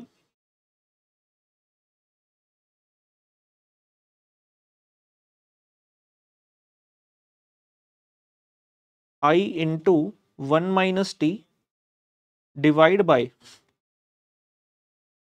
NP into 100। I कितना है 10, टैक्स रेट कितना था जी 1 माइनस 0.4 एंड एनपी कितना बेटा अभी हमने निकाला 99।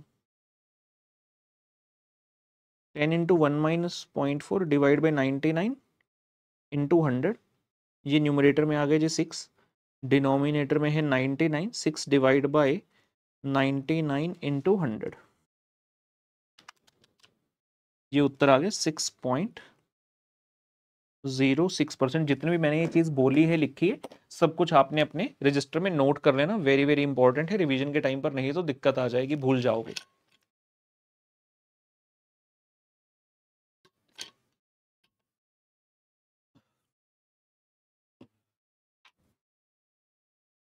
मैंने बताया था कि जब भी मैं कोई चैप्टर करवाऊंगा पूरे चैप्टर को डिफरेंट डिफरेंट कॉन्सेप्ट्स में डिवाइड कर दूंगा, उस कॉन्सेप्ट से संबंधित पहले पूरी नॉलेज लेंगे, उसके बारे में लिखेंगे, कोई फॉर्मूला वो लिखेंगे समझेंगे।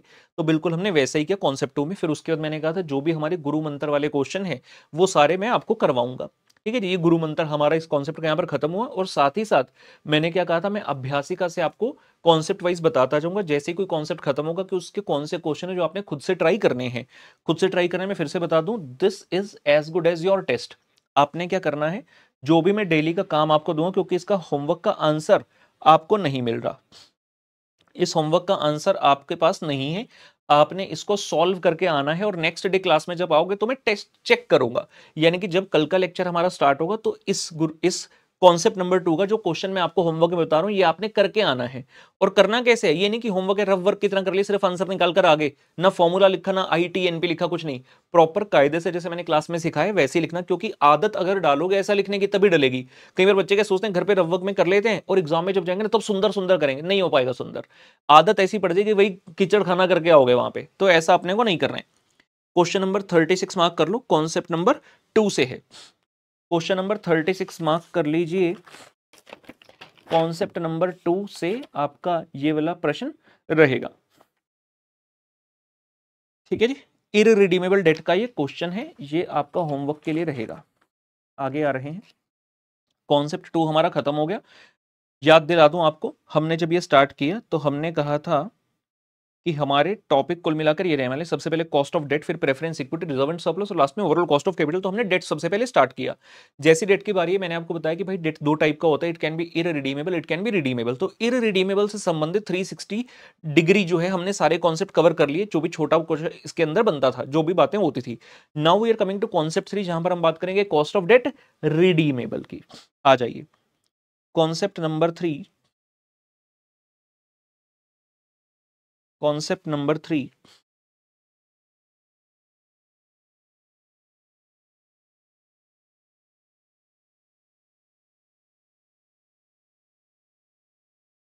Cost of debt redeemable.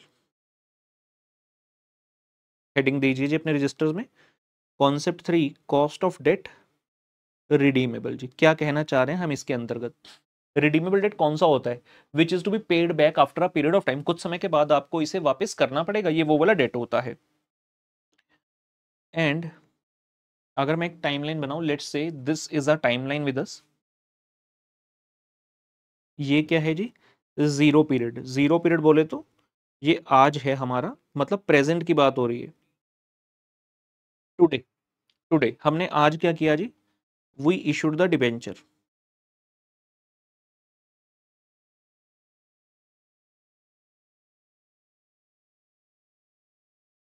Debenture issue किए, पैसा आ गया। उसके बाद क्या करना है, आपका ईयर 1 है, ईयर 2 है, ईयर 3 है, ईयर 4 है, अप टू nth ईयर है। हमने ईयर रिडीमेबल भी ऐसी एक टाइमलाइन बनाई थी, लेकिन हमने वहां क्या लिखा था कि ये जो n है ना ये नॉट डिफाइंड है। लेकिन अब हम क्या कह रहे हैं कि भाई ये जो n है ना ये प्री डिफाइंड है। आपको कितने टर्म के लिए लोगों ने पैसा दिया है वो पहले से ही डिफाइन है, कि आपको 5 साल के लिए दिया है, 7 साल के लिए, 10 साल के लिए। जो भी टर्म है, जो भी लाइफ ऑफ डिबेंचर है, सिर्फ उतने समय तक का ही यूज करने का राइट है आपको। अब आपको जैसे वो nth पीरियड आ जाएगा आपको इनका पैसा वापस करना पड़ेगा, आपको इनका पैसा वापस करना पड़ेगा। सवाल उठा कि कंपनी की कॉस्ट इन लोगों के लिए क्या है। अब कंपनी की कॉस्ट इन लोगों के लिए क्या रहने वाली है, एक तो आप हर साल क्या दे रहे हो जी, इन्हें इंटरेस्ट दे रहे हो, जो कि इररिडीमेबल भी, जैसे ये तो डेट की निशानी है ना, ये तो सबसे बड़ी विशेषता है, कैरेक्टरिस्टिक है। अगर आपने डेट वालों से पैसा लिया तो आपको हर साल उन्हें इंटरेस्ट तो देना ही है, तो I am paying them the interest. लेकिन उसके साथ साथ मैं कुछ और भी हो सकता है इनको एक्स्ट्रा दे रहा हूं। जैसे कि मान लीजिए जब मैंने इनको इशू किया तो मेरे पास जो नेट प्रोसीड है वो आई 100 रुपए की, और मैंने इनको प्रॉमिस किया कि भाई जो ये तुम्हारा एन आएगा ना, जब मैं तुम्हें पैसा वापस करूंगा, मैं तुम्हें पैसा वापस करूंगा लेट से 110 रुपए का, लेट से मैं तुम्हें 110 रुपए वापस करूंगा। तो आपने क्या कहा, भाई तुमसे लूंगा 100 रुपए, वापस कर रहा हूं 110 रुपए, यानी कि मेरी एक और कॉस्ट है यहां पर, एक एक्स्ट्रा कॉस्ट है मेरी 10 रुपए की।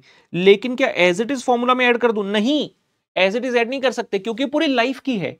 100 रुपए आज लिए, एन टाइम खत्म होने के बाद मुझे 110 रुपए देने, यानी कि एक्स्ट्रा मुझे 10 देने, लिया था 100, वापस कर रहा हूं 110, तो 10 रुपए आप एक्स्ट्रा उन्हें दे रहे हो। ये 10 रुपए मुझे कैसे अपने फॉर्मूला के अंदर बिठाने हैं? जब मैंने कॉस्ट निकाली, हमने कहा I into one minus T upon NP into 100, irredeemable कर रहे थे, वो जो आई होता है ना बेटा, वो इंटरेस्ट पूरे साल का होता है। और यहां पर भी जब मैं लिखता हूं आपके सामने आई, तो ये जो वैल्यू लिखी है हर साल के सामने माइनस आई है, हर साल का इंटरेस्ट है, तो कंप्यूटेशन ईयर वाइज हो रही है। तो जब ये एक्स्ट्रा कॉस्ट 10 रुपए की, ये पूरी लाइफ की है, मैं इसको पर ईयर में कन्वर्ट कर लूंगा। कैसे? मान लीजिए मैं कहता हूं मेरी 5 साल की लाइफ है, अगर लाइफ 5 साल की, आपको 10 रुपए दे रहे हो, लाइफ 5 साल की, यानी कि 2 रुपए पर एनम की आपकी कॉस्ट हो गई। तो मेरे यहां पर दो खर्चे होते हैं, एक है इंटरेस्ट का खर्चा और दूसरा है ये एक्स्ट्रा खर्चा, जो कि बेसिकली क्या चीज है? It is the difference between the RV and NP. इसका नाम क्या होता है? इसको एनपी नहीं, इसको क्या बोलते हैं जी? आरवी, यानी कि रिडेम्पशन वैल्यू। जब मैं तुम्हें रिडीम कर रहा हूं तो मैं तुम्हें कितने रुपए दे रहा हूं। ये 10 कैसे आया हमारा? आरवी माइनस एनपी, और इस आरवी माइनस एनपी को हमने क्या किया? 10 रुपए को डिवाइड कर दिया इससे। ये जो 5 है, this is the life of debenture, जिसको जब हम फॉर्मूला बनाएंगे तो हम एन से प्रदर्शित करेंगे। तो हमें दो तरीके की कॉस्ट यहां पर पड़ती है, एक इंटरेस्ट और दूसरा आरवी माइनस एनपी। फॉर्मूला पर आते हैं सीधा, इसका फॉर्मूला लिखते हैं।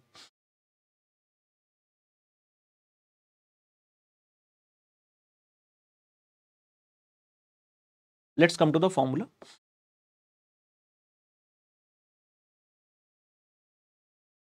कॉस्ट ऑफ डेट मैंने लिखा रिडीमेबल। अब मैं इसमें एक छोटा सा वर्ड ऐड करना है, वो वाला वर्ड ऐड यहां पर कर रहा हूं।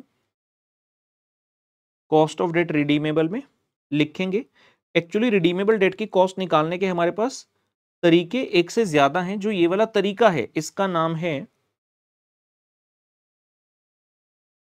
Approximation method. इसका नाम है पुत्र अप्रोक्सीमेशन मेथड।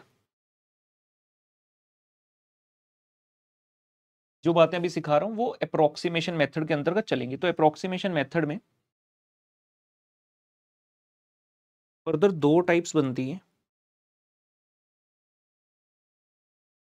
लिखेंगे मोर पॉपुलर मेथड, और राइट साइड पर लिखेंगे जी less popular method.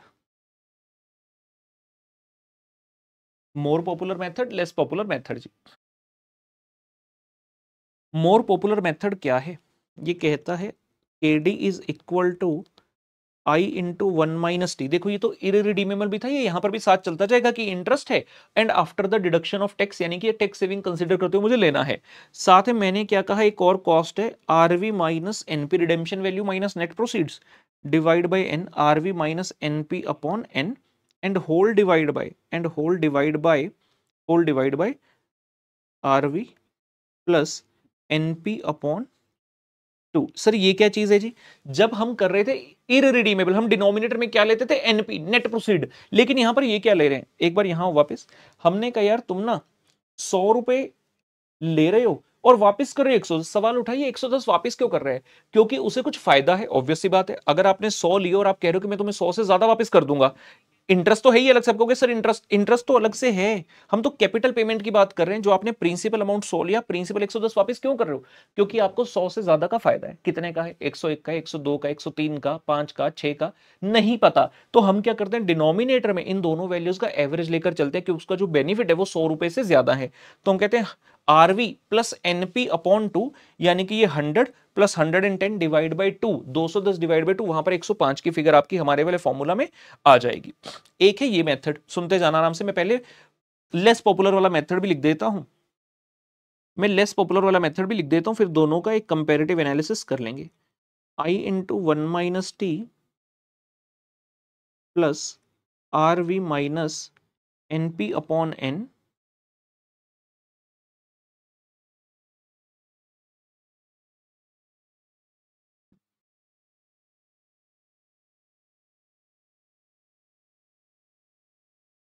Divide by R V plus N P upon two. Sir ये तो सेम ही दिख रहा है, रुको ना, अभी कर रहा हूँ चेंज। ये देखो यहाँ पे है इंटू वन माइनस टी, यहाँ पे है into one minus T multiply by 100 multiply by 100 जी। जो मोर पॉपुलर मेथड है वो क्या कहता है? मोर पॉपुलर मेथड कहता है कि सिर्फ जो इंटरेस्ट है ना उसके साथ तुम्हें टैक्स सेविंग देंगे। टैक्स सेविंग का मतलब ये जो लिखा है बगल में आई इंटू वन माइनस टी। लेकिन जो आपका लेस पॉपुलर मेथड है वो कहते हैं एक तो इंटरेस्ट है, इसके साथ तो टैक्स सेविंग देंगे ही देंगे। जो आपका ये हर साल वाला एक है RV minus NP upon N, हम तुम्हें इसके साथ और इसके साथ दोनों के साथ टैक्स सेविंग दे देंगे। हम ये एज्यूम करते हैं लेस पॉपुलर मेथड है, इंस्टीट्यूट दोनों देकर रखता है अपने मॉड्यूल में। मेनली हमें जो मोर पॉपुलर मेथड है वही फॉलो करना है। लेकिन फिर भी अगर आप कहीं पर देख लो कि अरे लेस पॉपुलर मेथड दूसरा वाला यूज किया, तो ये गलत नहीं है। ये मेथड सिर्फ ये एज्यूम करते हैं कि आपको इनकम टैक्स के पर्पस के लिए P&L में इंटरेस्ट की भी टैक्स सेविंग देंगे, और दूसरा जो आपका RV minus NP upon N, मतलब जो आपका ये एक्सपेंडिचर हो रहा है 100 रुपए लेकर 110 रुपए आप वापस कर रहे हो, जो 10 रुपए का एक्स्ट्रा एक्सपेंस है उसको जब आप डेफर करोगे हर साल अपने P&L के अंदर, तो उसका भी टैक्स सेविंग आपको देंगे। लेकिन हमने कौन सा फॉलो करना है? जो मोर पॉपुलर मेथड है उसको आपने फॉलो कर लेना है। इसके अंदर वेरिएबल आ रहे हैं, आई है, टी है, आरवी, एनपी और एन है। तीन वेरिएबल इसके अंदर आ रहे हैं, पांच वेरिएबल हैं, तीन वो वाले हैं जो हमने पहले से पढ़े हुए हैं। इसके अंदर आई है, टी है और एनपी है। आई, टी और एनपी इनके साथ लिख लो जी same as in concept two. इनका तो वही मतलब है जो मैंने आपको कॉन्सेप्ट नंबर 2 के अंदर बेटा सिखाया था। Same as in concept 2, same to same वही जो कॉन्सेप्ट 2 में सीखा था, डिट्टो वही है। जो न्यू टर्म्स आई, दो टर्म्स आई, एक तो आया जी एन, एक यहां पर आया एन। एन का मतलब क्या है? एन का मतलब क्या है लिख लेंगे, N is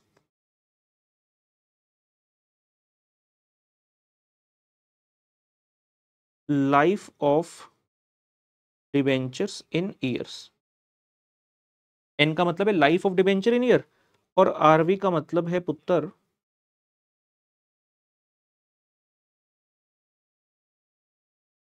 redemption value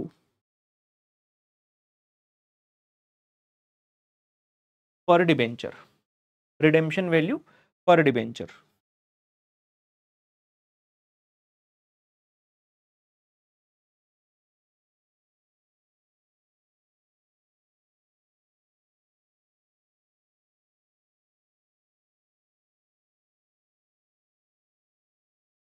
RV is redemption value per debenture. Redemption value के बारे में लिख रहे हैं, it it will be as good as face value per debenture. आपकी जो रिडेम्पशन वैल्यू है वो फेस वैल्यू ही हो जाएगी। लिखेंगे इफ रिडीमेबल एट पार। अगर आपके डिबेंचर्स पार पर रिडीमेबल हैं तो आपने मान लेना कि फेस वैल्यू पर डिबेंचर ही है हमारी। इफ रिडीमेबल एट पार, अगर क्वेश्चन कह रहे हैं debentures will be redeemed at par, उसका मतलब जो आपकी रिडेम्पशन वैल्यू फेस वैल्यू ही है। Redemption value can be face value per debenture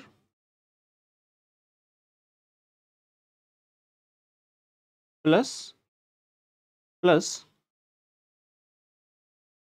premium on redemption.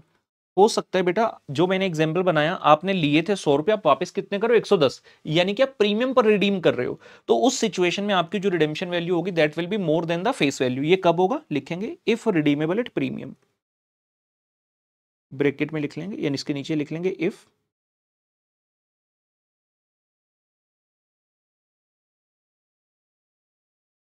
Redeemable at premium. अब बात ये आ गई, जब आप एग्जाम पर्पस के लिए जाओगे, क्वेश्चन में कई बार आपको बताया ही नहीं होगा रिडेम्पशन वैल्यू के बारे में, तो हम क्या मानेंगे? सभी केसेस में जहां पर साइलेंट है हमें मानना है कि रिडेम्पशन वैल्यू जो है वो फेस वैल्यू पर डिबेंचर। तो रिडीमेबल एट पार के ब्रैकेट में लिख लेंगे एज्यूम्ड इन साइलेंट केसेस। अगर साइलेंट केस रहेगा तो भी हमें यही एज्यूम करना है that debentures are being redeemed at par जी, लिख लीजिए, वेरी वेरी इंपॉर्टेंट, काफी इंपॉर्टेंट रहेगा। जितने भी कॉन्सेप्ट हैं कायदे से सारे के सारे लिख लेने हैं। बहुत सारे बच्चे फास्ट ट्रैक लेते हैं जिन्होंने पहले कहीं ना कहीं रेगुलर लगाया होता है, लेकिन जैसे ही पहले लेक्चर में पहुंचते हैं उन्हें तमीज आ जाती है कि भाई ये तो रेगुलर बैच में भी कोई इतने कायदे से इतने अच्छे से नहीं लिखवाता, और यहाँ हम फास्ट ट्रैक बैच में भी लिखवा रहे हैं, ठीक है ना। और कई बार बच्चे पहली बार ही फास्ट ट्रैक बैच ले लेते हैं, हालांकि हम तो कहते हैं कि रेगुलर हो, लेकिन बच्चों का यही फीडबैक आता है कि सर आप फास्ट ट्रैक बैच में इतना कुछ करा रहे हो, हम रेगुलर में क्यों पढ़े, हम इसी से कर लेंगे। तो भाई वो उनकी इच्छा, लेकिन आप सोच सकते हो अगर फास्ट ट्रैक बैच में इतना कराते तो रेगुलर बैच में इससे भी और ज्यादा डिटेल में चीजों को करवाया जाता है, ठीक है ना। ये हमने कॉन्सेप्ट नंबर जो 3 है इसकी शुरुआत करी है। कॉस्ट ऑफ डेट रिडीमेबल वाले केस में किस तरह से रहेगा लिख लीजिए।